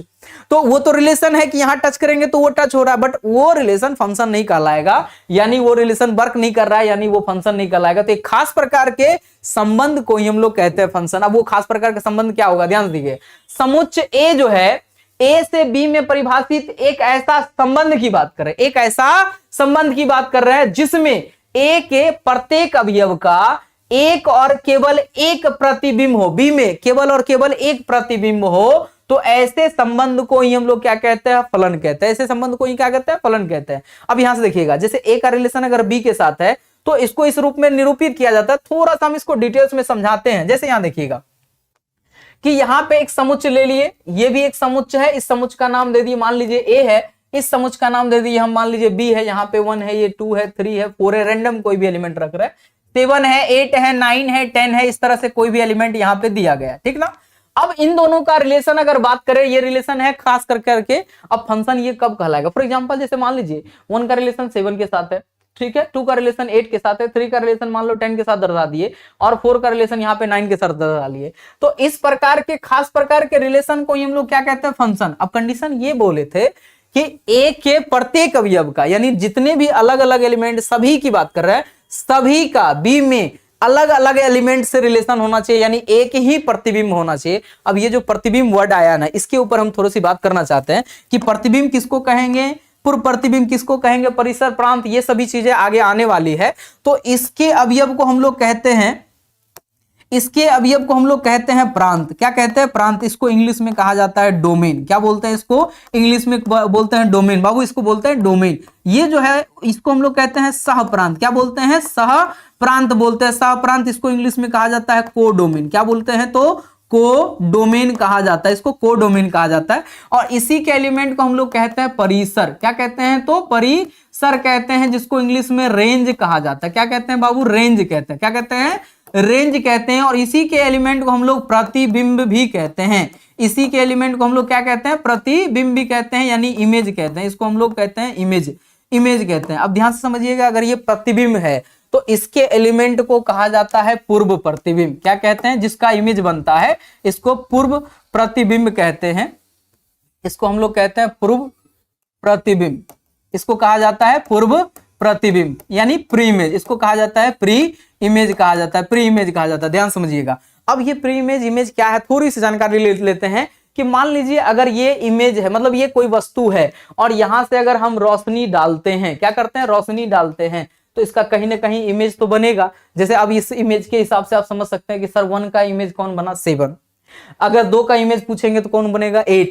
ये 3 का इमेज कौन बना, 12। इसके बाद ये 4 का इमेज कौन बना, 9। तो इस हिसाब से आप कह सकते हो कि 12 जो है वो किसका, 3 का इमेज कहलाएगा। तो अगर 12 इमेज है तो 3 क्या हो गया, प्री इमेज। अब इसके सारे एलिमेंट को कहते हैं प्रांत। याद रखिएगा, इसमें बताए थे कि x के एलिमेंट को हम लोग, सॉरी, a के समुच्चय के अवयव को कहते हैं x, और b के समुच्चय के अवयव को कहते हैं y। यानी x जो है हमारा प्रांत कहलाता है, और y यानी फंक्शन जो होता है y को हम लोग कहते हैं सह प्रांत, और इसी को कहते हैं परिसर। अब परिसर कब कहेंगे, प्रांत कब कहेंगे, सह प्रांत कब कहेंगे, इसमें याद समझिएगा। दो चीजें आगे चल करके हमको काम में आने वाला है, एक प्रांत और दूसरा क्या है, परिसर। प्रांत किसको कहेंगे, तो x के वह एलिमेंट जो समीकरण में रखा जा सकता है। इसका मतलब क्या है, तो जैसे मान लीजिए एक समीकरण आपको रख दिए, y बराबर अंडर रूट में यहाँ पे x माइनस 1। अब देखिए, अगर स्वतंत्रता की बात की जाए तो हम आपको बोले कि x का जो भी मान चाहो रख सकते हो, बट आप रख नहीं सकते हो। क्यों नहीं रख सकते हो, क्योंकि आपको पता है कि रूट के अंदर निगेटिव होने से अपरिभाषित हो जाता है। दैट मींस अगर मान लीजिए x का वैल्यू हम यहाँ पे रख देते हैं 0 रखेंगे तो क्या बचेगा, -1 होने से अपरिभाषित हो जाएगा, यानी आप x का मान 0 नहीं रख सकते हो। क्या रख सकते हो, अगर यहाँ 1 रखोगे, 1 - 1 0 रखे, 1 - 1 0 हो जाएगा, तो यानी 1 रख सकते हो, और 1 से ऊपर आप जितना चाहो रख सकते हो, बट नीचे नहीं जा सकते हो। तो अगर इसमें प्रांत की बात की जाए, दैट मींस इसमें x का वैल्यू, जो x का वैल्यू रखा जा सकता है उसको हम लोग कहेंगे प्रांत, और इसको रखने से, यानी x के वैल्यू को रखने से जो y का वैल्यू प्राप्त होता है उसको हम लोग कहते हैं परिसर, यानी रेंज। अब रेंज की बात करें, जैसे मान लीजिए कि हमको यहाँ पे कोई न्यूज 7 को पहुंचाना है, तो हम 1 को बोलेंगे तो 7 तक न्यूज जा सकता है, आराम से चला जाएगा, कोई दिक्कत नहीं है। अगर 8 तक न्यूज पहुंचाना है तो हम 2 को बोलेंगे तो 8 तक पहुंचाया जा सकता है। बट अगर हम यहाँ पे 10 को न्यूज पहुंचाना चाहें तो ये किसी के रेंज में नहीं, आउट ऑफ रेंज हो गया, यहां तक न्यूज पहुंचाना संभव नहीं है, तो इसको हम लोग रेंज में नहीं मानते। रेंज किसको मानेंगे, तो रेंज 7 को मानेंगे, 8 को मानेंगे, 9 को मानेंगे और 12 को मानेंगे। इसको रेंज मानेंगे, बट इस 10 को रेंज नहीं मानेंगे, क्योंकि ये किसी के साथ रिलेशन में नहीं है। और अगर हम परिभाषा की बात करें तो थोड़ा सा हम लोग अपने मन की बात कर रहे हैं, परिभाषा किताबी भाषा नहीं, तो प्रथम समुच्चय का वह अवयव जो द्वितीय समुच्चय के किसी न किसी अवयव से संबंधित हो, ऐसे अवयवों के समुच्चय को हम लोग कहते हैं प्रांत। द्वितीय समुच्चय के सभी अवयव को, चाहे वो रिलेशन में हो अथवा ना हो, ऐसे सारे अवयवों के समुच्चय को हम लोग कहते हैं सहप्रांत। और द्वितीय समुच्चय के वह अवयव जो प्रथम समुच्चय के किसी न किसी अवयव से संबंधित हो, ऐसे अवयवों के समुच्चय को हम लोग कहते हैं परिसर। और परिसर को ही कहा जाता है प्रतिबिंब, क्योंकि अगर हम 10 पूछे किसका प्रतिबिंब, आप बता सकते हो किसका प्रतिबिंब, किसी का नहीं, तो ये 10 प्रतिबिंब नहीं है, 7 प्रतिबिंब है, 8 प्रतिबिंब है, 9 प्रतिबिंब है और 12 प्रतिबिंब। तो यहां पे हम बात कर रहे थे फंक्शन का, तो फंक्शन में क्या बोले थे कि ए के प्रत्येक अवयव का बी में केवल और केवल एक प्रतिबिंब हो। जैसे 1 का एक ही प्रतिबिंब है 7, 1 का एक ही अवयव के साथ रिलेशन है, एक के ज्यादा रिलेशन नहीं होने चाहिए, एक से ज्यादा रिलेशन नहीं होना चाहिए। अगर ऐसा होगा तो फिर उसको हम लोग फलन नहीं कहेंगे। अर्थात फलन का मतलब क्या बोले, एक खास प्रकार के रिलेशन। खास प्रकार के रिलेशन मतलब क्या, जिसमें ए के प्रत्येक अवयव का केवल और केवल बी में क्या होना चाहिए, एक ही इमेज होना चाहिए। अगर ऐसा है तो उसको हम लोग फलन कहेंगे, अन्यथा नहीं कहेंगे। फॉर एग्जांपल जैसे मान लीजिए कि अगर हम यहां पे बात करें एक खास प्रकार के रिलेशन, एक रिलेशन दे दिए, यहाँ पे 1 है 2 है, ठीक है, यहाँ पे 3 है 4 है, ठीक है, और यहाँ पे 1 है 5 है, ठीक है। इस रिलेशन को पूछ रहे क्या ये रिलेशन फंक्शन होगा क्या, तो इस रिलेशन को फंक्शन बताने से पहले थोड़ा सा हम लोग इसका क्या करते हैं, विजुअल रिप्रेजेंटेशन कर लेते हैं। जितने भी प्रथम घटक होते हैं वो सारे समुच्चय ए के अवयव होते हैं, जितने भी द्वितीय घटक होते हैं वो समुच्चय बी के अवयव होते हैं। तो यहाँ पे दिखेगा कौन, ये दिखा 1, यहाँ पे दिख रहा है कौन, 3 दिख रहा है, ये 1 है तो 1 को दोबारा यहाँ पे नहीं लिखा, एक एलिमेंट को दोबारा नहीं लिखा जाता है। यहाँ से सेकंड एलिमेंट की बात करें तो यहाँ पे आ गया 2, यहाँ पे आ गया 4 और क्या हो गया 5। ये समुच्चय हमारे लिए मान लो ए है और ये समुच्चय हम मान लिए बी है। प्रथम समुच्चय के अवयव को x और द्वितीय समुच्चय के अवयव को y, इन दोनों के बीच में एक रिलेशन बना है, जिसमें ये दिख रहा है 1 का रिलेशन किसके साथ है, 2 के साथ। फिर 3 का रिलेशन 1 का रिलेशन किसके साथ है, 5 के साथ भी है, और 3 का रिलेशन किसके साथ है, तो 4 के साथ। यहाँ पे दिख रहा है कि एक अवयव का एक से ज्यादा प्रतिबिंब बन रहा है, इसका मतलब ये समुच्चय, ये रिलेशन जो है फंक्शन नहीं कहलाएगा। अब इसको थोड़ा सा अतरंगी भाषा में समझते हैं। हम इसको अपने आप को रख लेते हैं कि मान लीजिए अगर हम बात कर रहे हैं 1 से, किससे हम बात कर रहे हैं 1 से, और 1 हमारे अलावा किससे बात कर रहा है, 5 से, क्या ये रिलेशन आगे चलेगा, नहीं चलेगा। सिंपल सी बात है कि अगर हम बात कर रहे हैं किसी से और वो किसी और से बात कर रहा है या कर रही है, तो वो रिलेशन आगे चलने वाला नहीं है। दैट मीन्स ये रिलेशन तो है, क्योंकि एक्स तो हरदम कहलाएगा ना, जिंदगी भर कहलाएगा, तो ये रिलेशन तो है, बट इसको हम लोग फंक्शन नहीं कर सकते हैं, क्योंकि ये आगे वर्क करने वाला नहीं है, ये आगे चलने वाला नहीं है, तो ये रिलेशन फंक्शन जो है वो नहीं कहलाएगा, यानी फंक्शन ये नहीं कहलाएगा। तो रीजन एक ही रखना है कि समुच्चय ए के प्रत्येक अवयव का एक से ज्यादा प्रतिबिंब नहीं होना चाहिए। अगर प्रतिबिंब एक है तो फिर फंक्शन है, और अगर एक से ज्यादा प्रतिबिंब है तो फिर वो फंक्शन हमारा नहीं कहलाएगा। दिक्कत भी किसी को। अब रहा बात यहां पे अगर बात करें फंक्शन का, तो फंक्शन मुख्य रूप से 2 प्रकार के होते हैं, ठीक है, 2 प्रकार के फंक्शन होते हैं, उसी में फिर थोड़ा थोड़ा ऐड करके 4 बना दिया जाता है। अब वो 4 क्या होगा आगे चल करके पढ़ेंगे। फिलहाल शुरू करते हैं फलनों के प्रकार। फंक्शन के जो टाइप होते हैं, कितने प्रकार के टाइप होते हैं, तो शुरुआती हम लोग फर्स्ट फंक्शन का करते हैं, जिसको हम लोग कहते हैं 1-1 फंक्शन, एक-एक ही फलन। हिंदी में कहा जाता है इसको एक-एक ही फलन, और इंग्लिश में इसको कहा जाता है 1-1 फंक्शन। 1-1 फंक्शन का मतलब क्या होता है, ध्यान समझिएगा। 1-1 का मतलब होता है जब एक रिलेशन बने, यानी एक अवयव का एक रिलेशन ही, एक ही एलिमेंट से रिलेशन हो, तो इसको हम लोग कहते हैं 1-1 फंक्शन। और अगर हम परिभाषा की बात करें तो इसमें नॉर्मल सी बात है, एक-एक ही फलन अथवा एक-एक फलन उसको कहा जाता है जिसमें x के अंतर्गत भिन्न भिन्न अवयवों का प्रतिबिंब क्या हो, भिन्न का मतलब होता है अलग अलग अवयव का अलग अलग प्रतिबिंब, यानी एक अवयव का केवल एक प्रतिबिंब तो अलग अलग हो जाएगा। तो अलग अलग अगर प्रतिबिंब होता है तो ऐसे फंक्शन को हम लोग कहते हैं एकैकी फलन। अब थोड़ा सा हम इसको ग्राफिकल समझा देते हैं, उससे पहले थोड़ा सा ये फॉर्मूला समझिएगा कि अगर कोई 2 एलिमेंट मान लीजिए कि किसी समुच्चय में है, ठीक है, और अगर हम रिलेशन फंक्शन की बात करें तो फंक्शन में हमेशा क्या होता है कि f1 और f2, fx1 जो है fx2 के बराबर होता है, और इस कंडीशन से कभी अगर हो जाए कि x1 और x2 आपस में क्या हो, बराबर हो, x1 x2 बराबर हो, तो अगर ऐसा होता है जिसको हम लोग कहते हैं 1-1 फंक्शन। और साथ ही साथ इसी में बात कर लेते हैं दूसरा का भी, बहुएक फलन, मतलब इसको बोलते हैं मेनी वन फंक्शन। क्या बोलते हैं, many one function. Many one का फंक्शन का मतलब सेम उसी भाषा में बोल देते हैं कि वह फंक्शन होगा जिसमें क्या होगा, एक 2 या 2 से अधिक अवयवों का बी में केवल एक प्रतिबिंब हो। क्या हो, बी में प्रतिबिंब तो एक ही होगा, बट यहां पे एक से ज्यादा एलिमेंट का, यानी एक से ज्यादा का मतलब हो जाता है मेनी, और उधर एक प्रतिबिंब बन रहा है यानी 1, इसको हम लोग कहते हैं मेनी वन फंक्शन। तो फंक्शन का सिंपल सा वही लॉजिक है कि fx जो है fx1 और fx2 बराबर होगा, बट x1 और x2 आपस में बराबर नहीं होता है। बराबर होगा तो 1 1 और बराबर नहीं होगा तो उसको कहते हैं मेनी वन। अब यहाँ पे अगर थोड़ा सा ग्राफिकली इसको समझा जाए, थोड़ा सा यहाँ पे देखिएगा, जैसे मान लीजिए एक रिलेशन हम यहाँ पे रख लेते हैं इस फंक्शन को हम समझने के लिए। ये रख लिए a है, ये हमारे लिए b है, इसमें 1 है 2 है 3 है 4 है, रैंडम कोई भी, ये 6 7 8 9 10 कुछ भी रख लेते हैं, ठीक है। तो यहाँ पे दर्शा दिए 1 का रिलेशन 7 के साथ है, 2 का रिलेशन 8 के साथ है, 3 का रिलेशन 8 के साथ है, और यहाँ पे दर्शा देते हैं कि यहाँ पे 4 का रिलेशन 9 के साथ है। तो चलो यहाँ से दर्शा देते तो हमको पता चला कि इसमें एक एक अवयव का ही रिलेशन बन रहा है। अब यहाँ पे देखिए, हम यहाँ पे देख रहे हैं कि दो तरह का, इसको थोड़ा सा हम एक और अलग कर लेते हैं, एक और बना लेते हैं, यहाँ पे एक और बना लेते हैं। जैसे ये समुच्चय ए हो गया, ये समुच्चय हमारे लिए बी हो गया, 1 है 2 है 3 है 4 है, यहाँ पे 5 है 6 है 7 है 8 है, 1 का रिलेशन इस तरह से हम दर्शा दे रहे हैं, ठीक है। तो इसमें क्या दिख रहा है, सबको ध्यान से देखना है कि इसमें एक अवयव का, ध्यान से देखिएगा, इसमें एक अवयव का एक अवयव के साथ ही रिलेशन है, एक अवयव के साथ ही रिलेशन है। तो ऐसे सिंपली समझ में आएगा कि सर इसको आप चुपचाप क्या कह लो, इसको कह लो 1 1 फंक्शन। क्या कह लो, 1 1 फंक्शन कह लो। तो एक अवयव का अगर एक अवयव के साथ संबंध यानी एक ही प्रतिबिंब है तो 1 1 फंक्शन हो जाएगा। बट अगर एक से ज्यादा, ध्यान देखिएगा, एक से ज्यादा अवयवों का अगर एक अवयव एक प्रतिबिंब है तो इसको हम लोग क्या कहेंगे, मेनी वन फंक्शन। क्या कहेंगे, तो इधर एक से ज्यादा हो जाता है तो उसको हम लोग बोलते हैं इंग्लिश में मेनी, और एक अवयव का रिलेशन बन रहा है तो ये हो गया 1, दैट मींस इसको हम लोग क्या कहेंगे, तो इसको कहेंगे हम लोग मेनी वन फंक्शन। इसको क्या कहा जाएगा, मेनी वन फंक्शन, इसको कहते हैं हम लोग मेनी वन फंक्शन।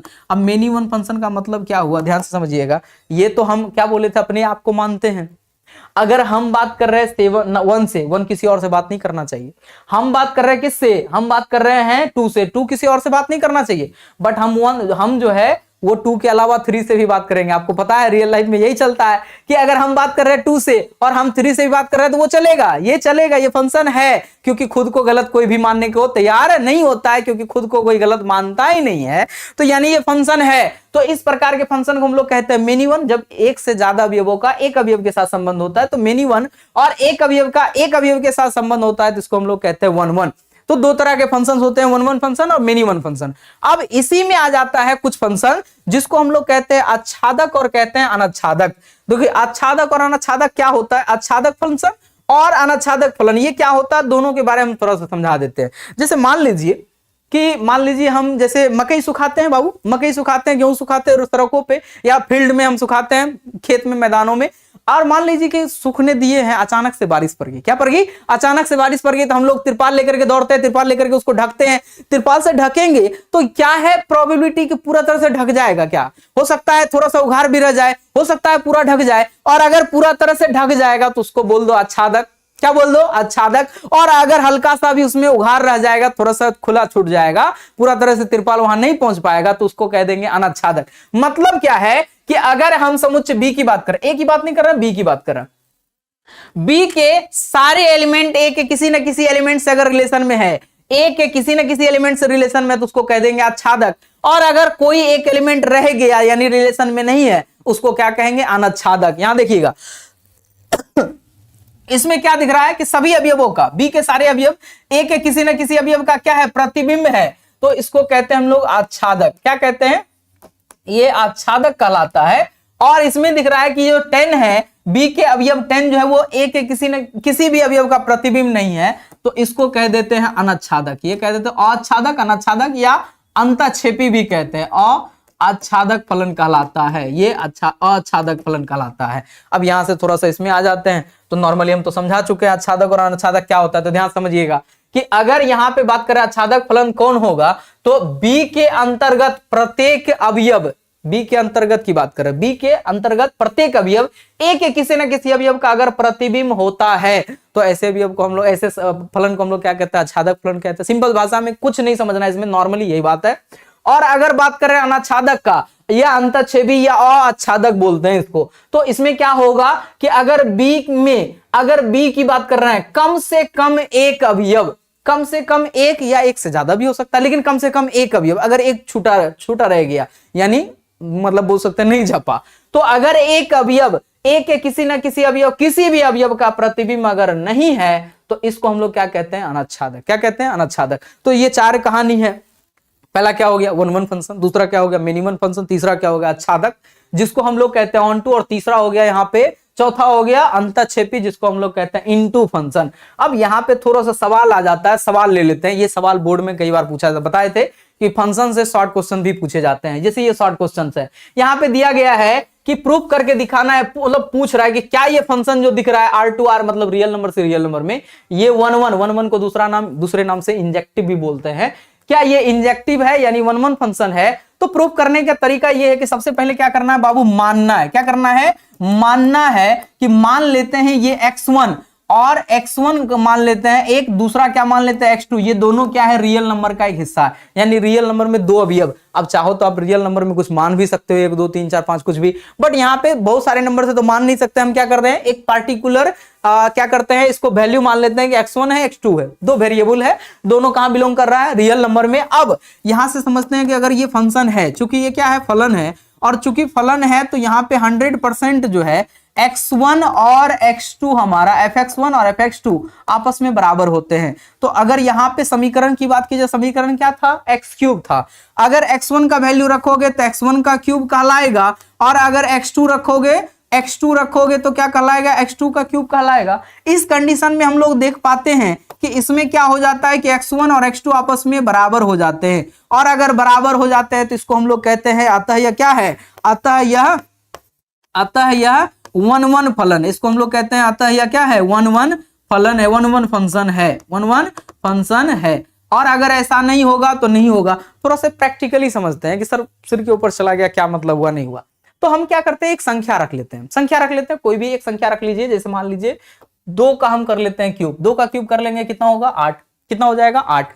अब ये आप बताइए कि रियल नंबर में ऐसी कोई संख्या है क्या, रियल नंबर में ऐसी कोई संख्या है क्या जिसका क्यूब करने के बाद 8 आए, ऐसा कोई संख्या है क्या, नहीं है। यानी अब हम रिलेशन अगर इस तरह से दर्शा रहे हैं कि 2 का रिलेशन किसके साथ बनने वाला, 8 के साथ, क्योंकि हम यहाँ पे कंडीशन ये रखें कि x का क्यूब करना है, क्या करना है, x का क्यूब करना है। तो हम यहाँ पे देख रहे हैं कि 2 का क्यूब करोगे तो 8 होगा, अगर हम 3 का क्यूब करेंगे तो कितना हो जाएगा, तो 27 हो जाएगा, अगर 5 का क्यूब करेंगे तो कितना हो जाएगा, 125 हो जाएगा।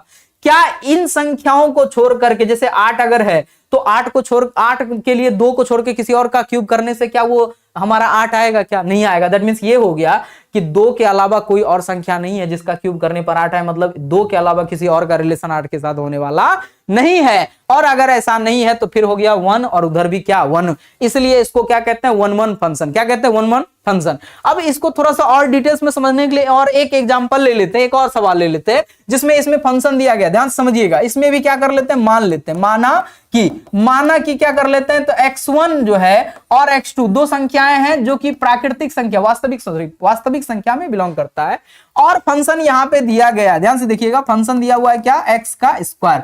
अब हम जानते हैं कि कोई भी फंक्शन के लिए x1 और x2 आपस में क्या होते हैं, बराबर होते हैं बाबू, क्या होते हैं, बराबर होते हैं। तो अगर हम यहाँ पे x1 का स्क्वायर करें और यहाँ पे x2 का स्क्वायर करें तो ऐसे कंडीशन में कई बार क्या होता है, कई बार यह होता ही है कि x2 और x1 आपस में बराबर नहीं होते हैं। इसका मतलब क्या हुआ, थोड़ा सा प्रैक्टिकली समझते हैं, ये थ्योरेटिकल है, प्रैक्टिकली समझते हैं। कि जैसे मान लीजिए कि यहाँ पे संख्याएं रख रहे हैं, बहुत सारी संख्याएं हैं, पॉजिटिव नेगेटिव, रियल नंबर में तो सारी संख्याएं आती है। तो जैसे मान लीजिए हम यहाँ से 0 शुरू करते हैं, इधर हो गया -1, ये हो गया -2, -3, इस तरह से इधर हो गया +1 हो गया, 2 हो गया, 3 हो गया, ऐसा कुछ संख्या। और इधर पे हम रख रहे हैं इसका जो वैल्यू, हम यहाँ पे स्क्वायर करने के बाद की बात कर रहे हैं। कंडीशन क्या है, स्क्वायर होना चाहिए। क्या होना चाहिए कंडीशन, यहाँ कंडीशन ये है कि वैल्यू जो होना चाहिए, ये y का जो वैल्यू है वो क्या होना चाहिए, x का स्क्वायर होना चाहिए। y मतलब ये फंक्शन जो होता है वो y होता है। अब अगर मान लीजिए कि -3 का स्क्वायर करेंगे तो क्या हो जाएगा, 9 हो जाएगा, और +3 का भी स्क्वायर करोगे तो भी 9 होगा। इसका मतलब कि -3 का भी रिलेशन और +3 का भी रिलेशन किसके साथ है, 9 के साथ है। यानी एक से ज्यादा अवयवों का रिलेशन मिल रहा है। यहां पे देखिएगा, अगर -2 का स्क्वायर करेंगे तो क्या हो जाएगा, 4 हो जाएगा, प्लस 2 का स्क्वायर करोगे तो भी तो 4 हो रहा है ना। यानी एक अवयव का क्या है, एक अवयव से ज्यादा रिलेशन है। देखिएगा स्क्वायर अगर कर रहे हैं तो दोनों फंक्शन बराबर, दोनों फंक्शन का मतलब दोनों का वैल्यू बराबर है। हम x1 दैट मींस 3 का स्क्वायर कर रहे हैं, -3 का स्क्वायर कर रहे हैं तो भी 9 आ रहा है, और +3 का स्क्वायर कर रहे हैं तो भी 9, दोनों फंक्शन का वैल्यू तो बराबर है। बट ये दोनों संख्याएं आपस में कभी बराबर नहीं हो सकती। क्या -3 + 3 के बराबर होगा? नहीं होगा। -2 + 2 के बराबर होगा क्या? नहीं होगा। यानी वो संख्याएं आपस में बराबर नहीं है, बट उसका स्क्वायर जो है वो आपस में बराबर है। अगर ऐसा है तो यहां पे बताए थे कि यहां एक से ज्यादा अवयवों का रिलेशन एक अवयव के साथ हो रहा है, तो आपको पता होगा सिंपली हम इसको क्या करते हैं, डिवाइड नाम रख देते हैं, इसको बोलते हैं हम लोग मेनी वन। क्या बोलते हैं? तो मेनी, और इधर क्या हो जाता है, वन, एक अवयव के साथ रिलेशन है, तो इस फंक्शन को हम लोग कहते हैं मेनी वन फंक्शन। अतः इससे परिभाषित होता है कि ये फंक्शन क्या है, मेनी वन फंक्शन। क्या है? Many one function. अब यहां पे आ जाता है इनटू फंक्शन। इनटू का मतलब क्या बोले थे? अनाच्छादक। अनाच्छादक का मतलब ऐसे कुछ अवयव होंगे जो रिलेशन में नहीं आए होंगे, यानी बी के कोई ऐसे एलिमेंट होंगे जो किसी न किसी का प्रतिबिंब यानी छूट गया होगा, रह गया होगा। अब यहां पे समझते कौन रह गया, तो हम जानते हैं कि अगर वास्तविक संख्या की बात की गई है बाबू, तो वास्तविक संख्या में तो निगेटिव संख्याएं भी होती है, निगेटिव संख्याएं भी होती है। निगेटिव जैसे -1 हो गया, -2 हो गया, -3, -4, -9, -4 भी तो होगा। बट वो किसी का रिलेशन, किसी के साथ रिलेशन में आएगा क्या? नहीं आएगा। क्यों नहीं आएगा? क्योंकि स्क्वायर कभी भी, किसी भी संख्या का स्क्वायर कभी ऋणात्मक नहीं हो सकता है। और अगर ऋणात्मक नहीं हो सकता है, दैट मींस हम यहां पे कह सकते हैं कि सर -4 भी तो इसमें है, -1 भी तो है, -9 भी तो है। तो बहुत सारी संख्याएं हैं जो एक के किसी भी अवयव का प्रतिबिंब, यही तो परिभाषा पढ़े थे कि बी का कोई भी अवयव, एक ऐसा अवयव, एक कम से कम एक अवयव अगर एक के किसी भी अवयव का प्रतिबिंब नहीं होता है तो उसी को हम लोग कहते हैं अनाच्छादक यानी इनटू फंक्शन। तो हम देख रहे हैं यहां पे लिख सकते हैं कि चूंकि यहां पे -4 आर के किसी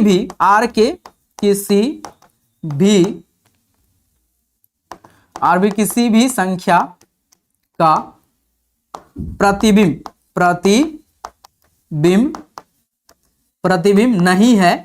प्रतिबिंब नहीं है, अर्थात यह संबंध क्या कहलाएगा, अर्थात यह फलन क्या कहलाएगा, अनाच्छादक। पहली बात तो हो गया ये मेनी वन फंक्शन हो गया, अनैक्यिकी जिसको बहुएक फलन कहते हैं, और ये अनाच्छादक है यानी इसमें सारे अवयव एक दूसरे के साथ, मतलब इसका प्रतिबिंब यानी जो बोले पूरे तरह से ढकाया नहीं है, कुछ अवयव रिलेशन में नहीं आ रहे हैं, प्रतिबिंब नहीं बन रहा है, अर्थात इसको कहते हैं अनाच्छादक यानी इनटू फंक्शन। बोलो दिक्कत भी किसी को?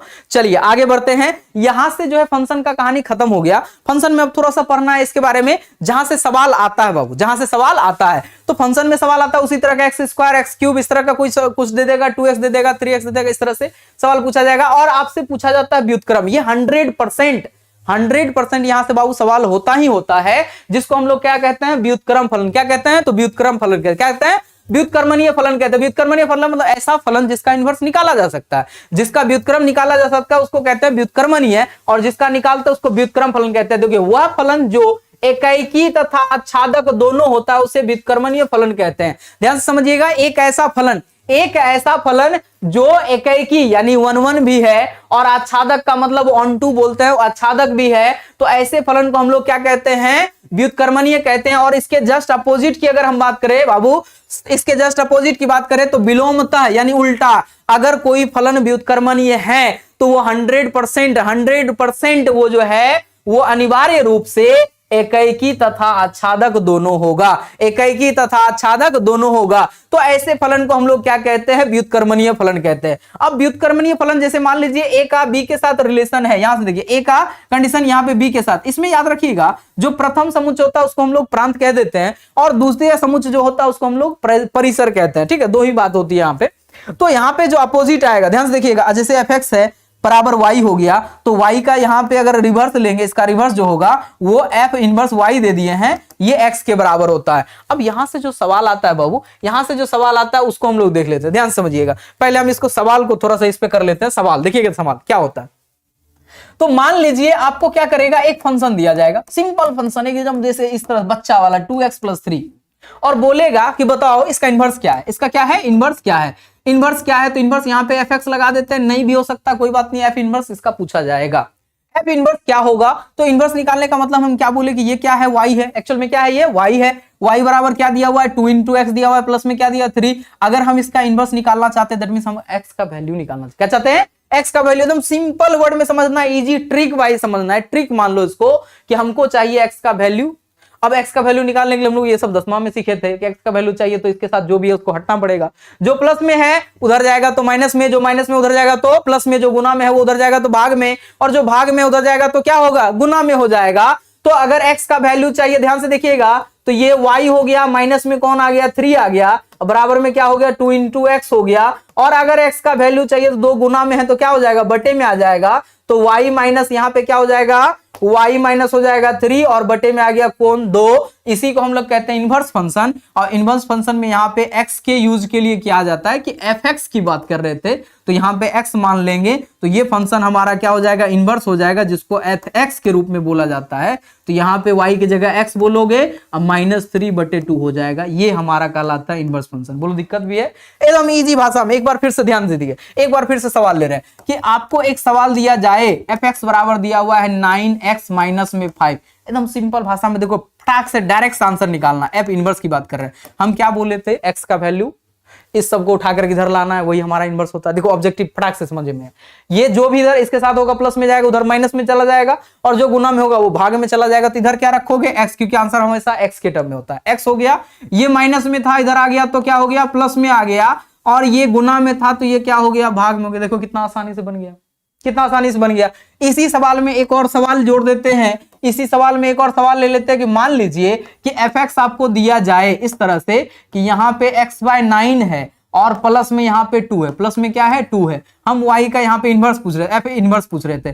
f इनवर्स निकालने के लिए क्या बोले थे, इधर रखो x को सिंपली, इसके साथ जो प्लस में होगा वो इधर आएगा तो माइनस में जाएगा, और जो गुना में होगा वो भाग में, जो भाग में होगा वो गुना में, तो गुना में कौन आ गया, गुना में आ गया 9। ये हमारा इनवर्स कला है। बोलो दिक्कत भी किसी को, एकदम इजी सवाल है यहाँ से, ठीक है। अब आगे बढ़ते हैं, थोड़ा सा आगे बढ़ते हैं, और यहां से आ जाता है एक आखिरी कॉन्सेप्ट, जैसे एक और कॉन्सेप्ट बचा है छोटा सा, इसको हम लोग कहते हैं फलनों का संयोजन, कंपोजिशन। कंपोजिशन का मतलब होता है दो फलनों को आपस में ऐड कर देना, एक दूसरे से संयोग करा देना, जिसमें एक सवाल इंपॉर्टेंट होता है, हर साल बोर्ड में पूछा जाता है, जिसको हम लोग फॉग बोलते हैं या फिर गॉफ बोलते हैं। फॉग और गॉफ वाला सवाल 100% पूछा जाता है। तो फॉग और गॉफ वाला सवाल क्या होता है, देखो ध्यान से, ये कॉन्सेप्ट है, सिंपली इसको हम लोग फॉग और गॉफ बोलते हैं। तो सवाल एक्चुअल में क्या आता है, वो सवाल हम आपको दिखा देते हैं। सवाल क्या होता है, जैसे मान लीजिए कि आपको एक सवाल सिंपली इस तरह से दिया जाएगा कि fx मान लीजिए दिया हुआ है आपको x का स्क्वायर, एक फंक्शन, दूसरा फंक्शन एक gx दे दिया, मान लो यहाँ पे 3x + 1 दिया, 3x + 1। हम यहाँ पे दोनों बातें निकाल के दिखाते हैं, एक बार हम फॉग भी दिखा रहे हैं और दूसरा यहाँ पे गॉफ भी दिखा रहे हैं, फॉग और गॉफ दोनों निकाल के दिखा रहे हैं, ठीक है। फॉग और गॉफ दोनों निकाल के दिखा रहे हैं कि कैसे निकलता है। तो इसका मतलब होता है, देखिए ध्यान से, अगर हम फॉग की बात करें, f(g) की बात करें, f(gx) का मतलब ये हो जाता है कि यहाँ पे हो जाएगा f हमारा, और जो हमारा ये जो gx फंक्शन है वो एंगल के टर्म में चला जाएगा। और अगर हम इसका थोड़ा सा बेसिक समझा दे, पहले थोड़ा सा हम समझा दे, इधर आ जाइए। यहाँ पे अगर मान लीजिए fx मान ये आपको दिया जाए, यहाँ पे fx मान आपको दिया जाए कि x + 9 है बाबू, और हम आपको बोले कि x का मान 3 है, तो आपको क्या करना है कि जैसे अगर x का मान यहाँ पे हम क्या बोले, आपको 3 रखना है, तो यहाँ पे f(x) के जगह पे हो जाएगा 3, जहां जहां x होगा वहां वहां आप 3 रखते थे। बोलो हाँ या ना, बिल्कुल। अगर 3 बोलेंगे तो 3 रखोगे, 4 बोलेंगे 4 रखोगे। जैसे यहाँ पे f मान लो 5 बोल दिए, तो इसका मतलब x के जगह पे क्या करोगे, 5 रख दोगे। और अगर हम यहाँ पे y बोल दिए तो क्या करोगे बाबू, x के जगह पे y बोल दोगे। सिंपल सी बात है, इसमें कोई संकोच नहीं है। तो ये यही कहानी होता है कि x के जगह पे आपको वैल्यू रखना है। तो यहाँ पे भी वही काम है कि अब देखो x का जगह कौन ले रहा है, x का जगह कौन ले रहा है, तो gx ले रहा है। तो एक्चुअल में fx का फंक्शन जो था वो था क्या, fx का फंक्शन था हमारा x का स्क्वायर। बट यहाँ पे इस x के जगह पे रहने कौन वाला है, तो gx का वैल्यू, क्योंकि ये एंगल का काम कर रहा है, मतलब एंगल का काम कर रहा है, जैसे x का मान हम रखते थे उसी तरह से। तो यहाँ पे x का मान एक्चुअल में रिप्लेस हो रहा है किससे, 3x + 1 से। किससे, 3x + 1 से। तो यहाँ पे हो जाएगा, यहाँ पे क्या हो जाएगा, तो ये हो जाएगा 3x + 1। जैसे अगर मान लो वहां x का स्क्वायर होता है, यहाँ भी x का स्क्वायर है, तो x के जगह पे जो भी रखोगे उसका स्क्वायर करोगे ना बाबू रे, जो भी रहेगा उसका स्क्वायर करोगे, तो यही हमारा क्या हो जाएगा, आंसर हो जाएगा। तो इसको स्क्वायर कर लो, क्या हो जाएगा, तो ये हो जाएगा स्क्वायर a + b का होल स्क्वायर। आप चाहो तो तोड़ सकते हो, a का स्क्वायर करोगे तो 9, यहाँ पे x का स्क्वायर हो जाएगा, प्लस b का स्क्वायर करोगे तो 1 हो जाएगा, प्लस 2ab करोगे तो 3 दूनी 6, 6x हो जाएगा। बोलो दिक्कत भी किसी को। ये हो गया फॉग का वैल्यू। हम इसी के साथ यहाँ पे गॉफ बना देते हैं, याद देखिएगा। अगर हम यहाँ पे गॉफ बनाते हैं, गॉफ g of fx पढ़ते हैं इसको, g of fx, fx चला जाता है एंगल के रूप में, अब यहाँ पे अगर हम gx की बात करें तो gx का जो फंक्शन है वो कितना था 3x + 1, बट यहाँ पे x कौन उसका जगह लेगा, x का जगह कौन लेगा, तो x का जगह लेगा fx का वैल्यू क्या था x का स्क्वायर, यानी x का स्क्वायर हो गया तो x के जगह पे जहां जहां x होगा वहां x स्क्वायर रिप्लेस हो जाएगा, तो ये हो जाएगा हमारा 3x का जगह कौन लेने वाला है fx का मतलब कौन x का स्क्वायर + 1, ये हमारे लिए क्या हो गया फॉग और गॉफ। बोलो दिक्कत भी है, सिंपल सी बात है, क्या करना है फॉग में fx यहाँ पे क्या करना है x की जगह को रिप्लेस करना है, कभी fx का वैल्यू रखा सकता है, कभी यहाँ पे क्या रखाएगा gx का वैल्यू रखाएगा। और मान लो एक सवाल यहाँ पे थोड़ा सा हम कर देते हैं कि सर अगर यहाँ पे f ऑफ fx बोले, f ऑफ f बोल दिए तो f ऑफ fx कैसे निकालोगे, तो यहां पे हो जाएगा ये हमारा क्या, ये हो जाएगा f और एंगल में भी क्या हो जाएगा fx ही हो जाएगा, हमको इससे कोई आपत्ति नहीं बाबू।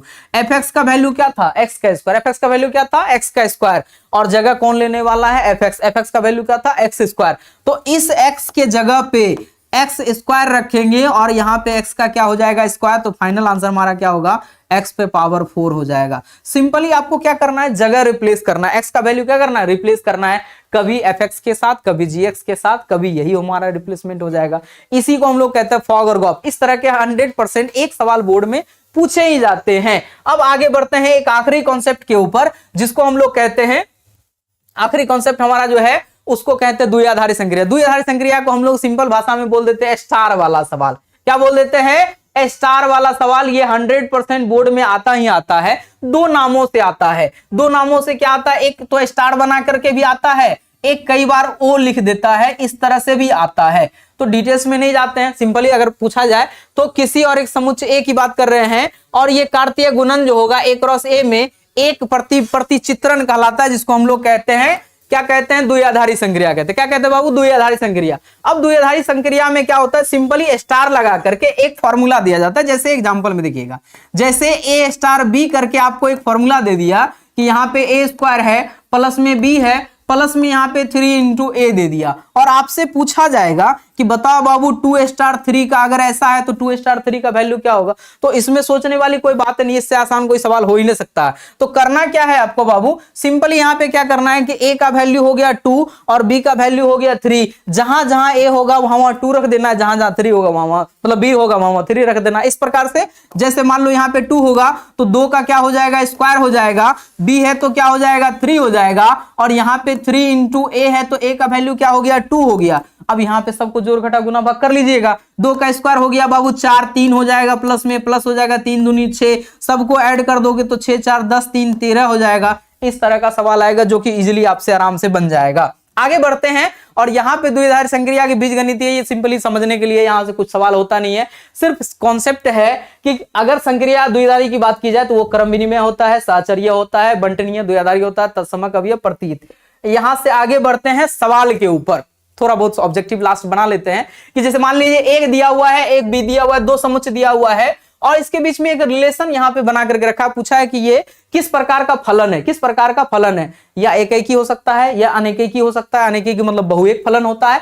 तो यहां पे देखिएगा ए का रिलेशन 1 के साथ है, ठीक है, ए का रिलेशन किसके साथ है 1 के साथ, तो ए का रिलेशन 1 के साथ है, बी का रिलेशन 2 के साथ है और सी का रिलेशन 2 के साथ है। थोड़ा सा अगर हम यहाँ पे प्रैक्टिकली इसको विजुअल रिप्रेजेंटेशन करें, ये हमारे लिए समुच्चय बात कर देते हैं। समुच्चय में यहाँ पे एलिमेंट, ये समुच्चय हमारा ए है और ये समुच्चय हमारा बी है। एक एलिमेंट कौन कौन से है, तो एक एलिमेंट है ए, बी है और सी है। और अगर बात करें बी का एलिमेंट कौन है, 1 है, 2 है और क्या है 3 है। और अगर हम इन दोनों के बीच में रिलेशंस की बात कर रहे हैं तो हम देख पा रहे हैं कि ए का रिलेशन 1 के साथ, बी का रिलेशन 2 के साथ और सी का रिलेशन भी क्या है 2 के साथ। तो देख करके साफ समझ में आ रहा है कि बाबू यहाँ क्या हो रहा है, एक से ज्यादा हो रहा है। एक से ज्यादा होता है तो इसको हम लोग कहते हैं मेनी, और एक अवयव का रिलेशन होता है उसको कहते हैं 1। दैट मींस क्या हो गया मेनी वन फंक्शन। क्या हो गया many one function. Many one function मतलब क्या हो गया अनेक। सबसे पहली बात है कि जो भी एक वाला ऑप्शन है उसको तो काट दीजिए, ये एक वाला, ये भी एक वाला, खत्म। तो बचा कौन अनेक वाला, अनेक वाला, ये दोनों में से कोई एक हो सकता। अब यहाँ पे बात करते हैं अंतःक्षेपी होगा या आच्छादक होगा। बताए थे कि समुच्चय बी में अगर कोई भी अवयव रह जाता है, अगर कोई भी अवयव रह जाता है, रिलेशन नहीं बना यानी किसी का भी प्रतिबिंब नहीं बना, तो उसको कहते हैं हम लोग क्या अंतःक्षेपी। क्या कहते हैं अंतःक्षेपी। तो ये हमारे लिए ऑप्शन क्या हो जाएगा, ऑप्शन हमारा हो जाएगा बी। ये हमारे लिए होने वाला नहीं है, तो ये हमारा ऑप्शन हो गया बी। आगे बढ़ते हैं, इसमें दिया गया है कि एक फंक्शन दिया हुआ है fx बराबर इस प्रकार से, एक gx दिया हुआ है, हमको पता करना है गॉफ का वैल्यू। सिंपली गॉफ का वैल्यू बता चुके हैं कि गॉफ निकालने के लिए हम लोग क्या करते थे, गॉफ निकालने के लिए हम लोग को पता है कि ये होता है g ऑफ fx। क्या होता है बाबू? g of fx। क्या होता है? g of fx। तो यहाँ पे g का फंक्शन gx का फंक्शन क्या है हमारा? ये दिया हुआ है 2x प्लस 3। क्या दिया हुआ है? 2x plus 3। बता चुके हैं कि इसमें x का रिप्लेसमेंट होगा किसके साथ? x का रिप्लेसमेंट होगा बाबू fx के साथ, that means x square minus 1 के साथ। तो जहां जहां ध्यान दीजिएगा, जहां जहां x है वहां वहां क्या लिखाएगा? वहां वहां लिखाएगा x स्क्वायर माइनस 1 और ये प्लस 3 अपनी जगह रहेगा। अगर इसको तोड़ोगे तो यहां पे मिलेगा 2 इंटू एक्स स्क्वायर माइनस में 2 हो जाएगा और प्लस में 3 हो जाएगा। प्लस में क्या हो जाएगा? 3 हो जाएगा। और अगर इसको अरेंज करेंगे हम लोग तो यहां पे मिलने वाला है 2x स्क्वायर और इसमें से माइनस कर दोगे तो प्लस में बचेगा कौन? ऑप्शन। अब यहां पे ढूंढ लेते हैं कि ऑप्शन कौन सा होने वाला। देखिएगा ऑप्शन यहां पे कौन सा होने वाला है? 2x plus 1, 2x plus 1, 2x plus 1, option number A. बोलो दिक्कत भी किसी को? सिंपली ये फॉग और गॉप आएगा ही आएगा। इस तरह का सवाल बोर्ड में पूछा जाता है बाबू। यहां से फिर उसी तरह का सवाल दिया हुआ है, ये फंक्शन का कंडीशन है कि अगर fx और fx2, fx1 और fx2 बराबर है और साथ ही साथ x1 और x2 बराबर है, तो बताओ कि ये फंक्शन कौन सा होगा। तो इसका तो हम लोग फॉर्मूला जानते हैं, ये तो गुणधर्म है किसका? 1 1 फंक्शन का। 1 1 फंक्शन बताए थे कि fx1 और fx2 बराबर होता है और अगर वो दोनों अवयव भी क्या हो जाए? बराबर हो जाए तो वो 1 1 यानी एकैकी के लिए होता है। यानी इसको क्या कहते हैं हम लोग? एकैकी फलन कहते हैं। क्या कहते हैं बाबू? एकैकी फलन करते हैं। आगे बढ़ते हैं बाबू। अब यहां पे दिया है दो तरह के समुच्चय दिए हैं और इसमें बोल रहा है कि एक फलन इस प्रकार दिया गया है कि ये क्या है? कंडीशन fx x प्लस 5 दिया हुआ है। अब यहां पे पूछ रहा है कि निम्नलिखित में से किस प्रकार का फलन है। पहले तो हम बना लेते हैं, सिंपली बना लेंगे तो क्या करेंगे? ये हो गया समुच्चय ए, हो गया समुच्चय बी। यहां देखिएगा ये समुच्चय हो गया ए, ये हो गया समुच्चय बी। एक एलिमेंट की अगर बात की जाए बाबू, एक एलिमेंट की बात कर रहे हैं तो यहाँ पे क्या क्या दिया? 1 है, 2 है और क्या है? 3 है। और अगर बी की बात करें तो 6 है, 7 है और क्या है? 8 है। इन दोनों के बीच में अगर कंडीशन की बात की जाए बाबू, इसमें अगर कंडीशन की बात की जाए तो कंडीशन हमको क्या रखा गया है कि y का जो वैल्यू होना चाहिए बाबू x से कितना अधिक होना चाहिए? x से 5 अधिक होना चाहिए। देखिएगा अगर हम x का मान रखे 1, बताए हैं कि फर्स्ट एलिमेंट जो होता है समुच्चय ए के अवयव को x कहते हैं और समुच्चय बी के अवयव को हम लोग कहते हैं y। तो x का मान अगर 1 रखे, 1 प्लस 5 क्या हो जाएगा? 6 हो जाएगा। दैट मींस 1 का रिलेशन किसके साथ होगा? 6 के साथ होगा। अगर हम 2 रखेंगे तो 2 प्लस 5 क्या हो जाएगा? 7। 2 का रिलेशन किसके साथ हो जाएगा? 7 के साथ। और अगर 3 रखेंगे 3 प्लस 5 करेंगे किसके साथ? 8 के साथ। और देख करके साफ आपको समझ में आ जाएगा बाबू कि एक अवयव का सिर्फ और सिर्फ एक अवयव के साथ संबंध है। तो इस प्रकार के हम लोग फंक्शन को जब एक अवयव का, इसको यहां पे देख रहे हैं 1 है और इधर भी क्या हो रहा है? 1 हो रहा है, तो इसको हम लोग क्या कहते हैं? 1 1 फंक्शन। 1 1 फंक्शन कहते हैं। और साथ ही साथ देखोगे बी के सारे एलिमेंट क्या है? ए के किसी न किसी अवयव का प्रतिबिंब है। और अगर ए के किसी न किसी प्रतिबिंब होता है तो इसको साथ ही साथ आच्छादक भी कहते हैं। तो ये एकैकी भी है और आच्छादक भी है। बोलो दिक्कत भी बाबू? ये ऑप्शन नंबर हमारा क्या हो जाएगा? बी हो जाएगा। ऑप्शन नंबर क्या हो जाएगा? बी हो जाएगा। 1 1 फंक्शन और आच्छादक भी है। आगे बढ़ते हैं बाबू। ये हमारा ऑप्शन क्वेश्चन नंबर 5 दिया है। एक रिलेशन दिया गया यहाँ पे और पूछ रहा है प्रतिबिंब। बाबू याद रख लीजिएगा इस तरह का सवाल बोर्ड में 100% पूछा ही पूछा जाता है। तो इसको हम क्या बोले थे? इसको मान लो y और यहाँ पे क्या हो जाएगा हमारा? 3x minus 4। और बनाने का तरीका सिंपल है, बहुत ही आसान बता चुके हैं कि इसमें क्या होता है कि आप क्या करो, याद रख लो, इधर रख लो चुपचाप x। क्या रख लो? चुपचाप x रख लो, सिंपल x रख लो। इधर जो प्लस में होगा इधर आएगा माइनस में, जो माइनस होगा इधर आएगा प्लस में। तो माइनस में 4 है तो इधर आ गया क्या हो गया? प्लस में। और जो गुना में होता है बाबू वो क्या हो जाता है? भाग में। तो x प्लस 4/3, x प्लस 4/3 ढूंढ लेते हैं। x plus 4/3 option number A. बोलो देखिए कितना आसान हो गया है ना? कितना आसान हो गया। ये इस तरह के सवाल बोर्ड में पूछे जाते हैं। आगे बढ़ते हैं बाबू। आगे बढ़ रहे हैं तो यहाँ पे क्वेश्चन नंबर 6 भी उसी तरह का सवाल दिए गए हैं। तो इजीली आप समझ सकते हो कि ये इसका इनवर्स क्या कहलाएगा। ये रख लिए x प्लस में 3 है तो माइनस में आ जाएगा 3। ये 4 गुना में है तो क्या हो जाएगा? भाग में। 4 गुना में है तो क्या आ जाएगा बाबू? भाग में आ जाएगा। x माइनस 3/4, x माइनस 3/4 ये ऑप्शन नंबर हमारा डी हो गया। x minus 3/4, x minus 3/4। आगे बढ़ते हैं बाबू। आगे बढ़ते हैं। क्वेश्चन नंबर 7 भी यहां पे दिया हुआ है फॉग। अच्छा f ऑफ f निकालना, ध्यान से देखोगे हम बता चुके हैं f ऑफ f कैसे निकालते हैं बाबू। तो यहां पे इसको कहते हैं f और एंगल में कौन आ जाता है? fx। तो fx की अगर फंक्शन की बात की जाए तो फंक्शन हमारा क्या दिया हुआ है बाबू? तो यहां पे दिया हुआ है 3 माइनस x का क्यूब है और टू दी पावर में क्या है? 1/3 है। अब बता चुके हैं कि x का रिप्लेसमेंट होता है किसके साथ होगा?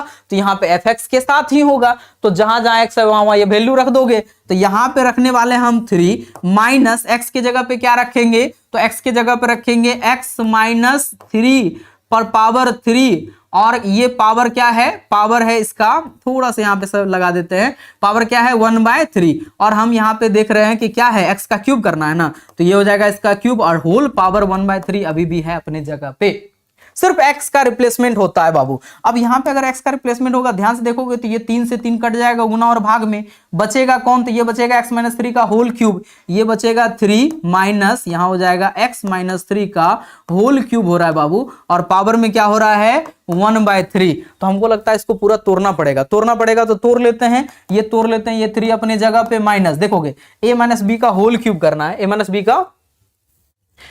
b का होल क्यूब करना, फॉर्मूला क्या होता है, ये होता है a का क्यूब माइनस में हो जाता है यहाँ पे b का cube, a cube minus b cube, a cube minus b cube करोगे तो इसका चिन्ह बदल जाएगा, तो यहाँ पे x का क्यूब हो जाएगा, 3 का क्यूब करोगे 27 हो जाएगा, और माइनस में हो जाता है 3a²b, तो ये हो जाएगा 3 इंटू a हो जाएगा x इंटू हो जाएगा b, यानी 3 का स्क्वायर, यहाँ पे a का स्क्वायर कर लोगे b हो जाएगा, और प्लस में हो जाता है, ये भी माइनस में हो जाएगा, माइनस प्लस, ठीक है, यहां हो जाएगा 3 इंटू a इंटू बी का स्क्वायर, यानी ये हो जाएगा 3 का स्क्वायर। तो कुछ टर्म यहाँ पे कट जाएंगे और कुछ टर्म बचेगा, तो यहाँ पे काट कुट करके हम निकाल देते हैं, थोड़ा सा यहाँ पे कर लीजिएगा रफ, थोड़ा सा कर लीजिएगा बाबू, ठीक है। हम आगे बढ़ते हैं, इसको रफ कर लीजिएगा, ठीक ना। आगे बढ़ते हैं, यहाँ पे दिया हुआ है n, यहाँ पे इनवर्स फंक्शन पूछ रहा है, इनवर्स फंक्शन यहाँ पे देख रहे हैं कि यहाँ पे y अगर है तो हम क्या बोले थे कि f(x) इनवर्स मानने के लिए क्या करते हैं, डायरेक्ट हम बनाते हैं, इधर रख लोगे x, ये 3 प्लस में इधर आएगा तो माइनस में 2 गुना में है तो भाग में x - 3/2, ऑप्शन नंबर बी हो जाएगा, ठीक है। आगे बढ़ते हैं, इसी तरह से क्वेश्चन नंबर यहाँ पे दिया हुआ है, ये सवाल बोर्ड में कई बार पूछा गया फॉर और गॉफ निकालने के लिए। देखो इसमें फॉग पूछ रहा है, यहाँ पे क्या बोले थे f ऑफ g पूछ रहा है, तो यहाँ पे f ऑफ gx हो जाएगा, यहाँ हो गया f, यहाँ पे gx चला जाएगा इसके एंगल में, और यहां पे हो जाएगा fx का फंक्शन क्या है बाबू, fx का फंक्शन दिया हुआ 8x का क्यूब है, और बता चुके हैं x रिप्लेसमेंट होगा, किसके साथ होगा, इस बार gx के साथ हो रहा है, gx का वैल्यू कितना दिया हुआ है, तो यहां पे हो गया 8x के जगह पे क्या लिखा जाएगा, x पर पावर 1/3 है, और यहाँ पे x का क्यूब है तो क्यूब तो अपने जगह रहेगा, जिसमें हमको पता है पावर आपस में मल्टीप्लाई होता है, तो ये गुना में भाग में कट करके खत्म हो जाएगा, तो बचेगा कौन बाबू, 8x बचेगा, 8x ये हमारे लिए हो गया आंसर, ठीक ना। आगे बढ़ते हैं, इसमें आगे बढ़ते हैं, तो ये हो गया r, यहाँ पे दिया हुआ है ये प्रतिलोम, बाप रे इतना सवाल पूछा गया है, प्रतिलोम बहुत पूछता है बाबू, प्रतिलोम बहुत पूछता है। तो इनवर्स निकालने के लिए सिंपली क्या बोलोगे, यहाँ बोलते थे x लिखना है, जो प्लस में इधर आएगा तो माइनस में, जो गुना में हुआ आएगा भाग में, x - 4/5, ऑप्शन नंबर क्या हो जाएगा बी। बोलो दिक्कत भी किसी को दिक्कत भी है। यहां से बाबू जितना पढ़ा चुके हैं ना, इससे एक भी सवाल आपको बाहर पूछा नहीं जाता है, जो पूछा जाएगा बाबू यहीं से पूछा जाएगा, एक भी सवाल इधर उधर नहीं होगा, 4-5 कॉन्सेप्ट है, उसके अलावा कुछ नहीं, वही 3-4 गो रिलेशन है जो हम लोग बता चुके हैं, 2-3 गो फंक्शन है, और 2-3 कॉन्सेप्ट इधर से जो संयोग वाला, फॉग और गॉफ वाला, ये इनवर्स वाला, इसके अलावा और एक वो द्विआधारी स्टार वाला सवाल, डायरेक्ट बोलो ना, स्टार वाला सवाल, इसके अलावा कोई भी सवाल आपसे बोर्ड में नहीं पूछा जाएगा। तो उम्मीद है कि ये सेशन आपको बहुत अच्छा लगा होगा, तो इस वीडियो को अपने सभी दोस्तों के साथ शेयर करें, और इस चैनल को सब्सक्राइब कर दे, और बेल आइकन दबाना मत भूलिएगा, ताकि जब भी हमारा वीडियो आए, जब भी हमारा सेशन आए, आपको नोटिफिकेशन मिल सके। मिलते हैं अगले वीडियो में, अगले सेशन के साथ, अगले चैप्टर के साथ, तब तक के लिए जय हिंद, जय भारत।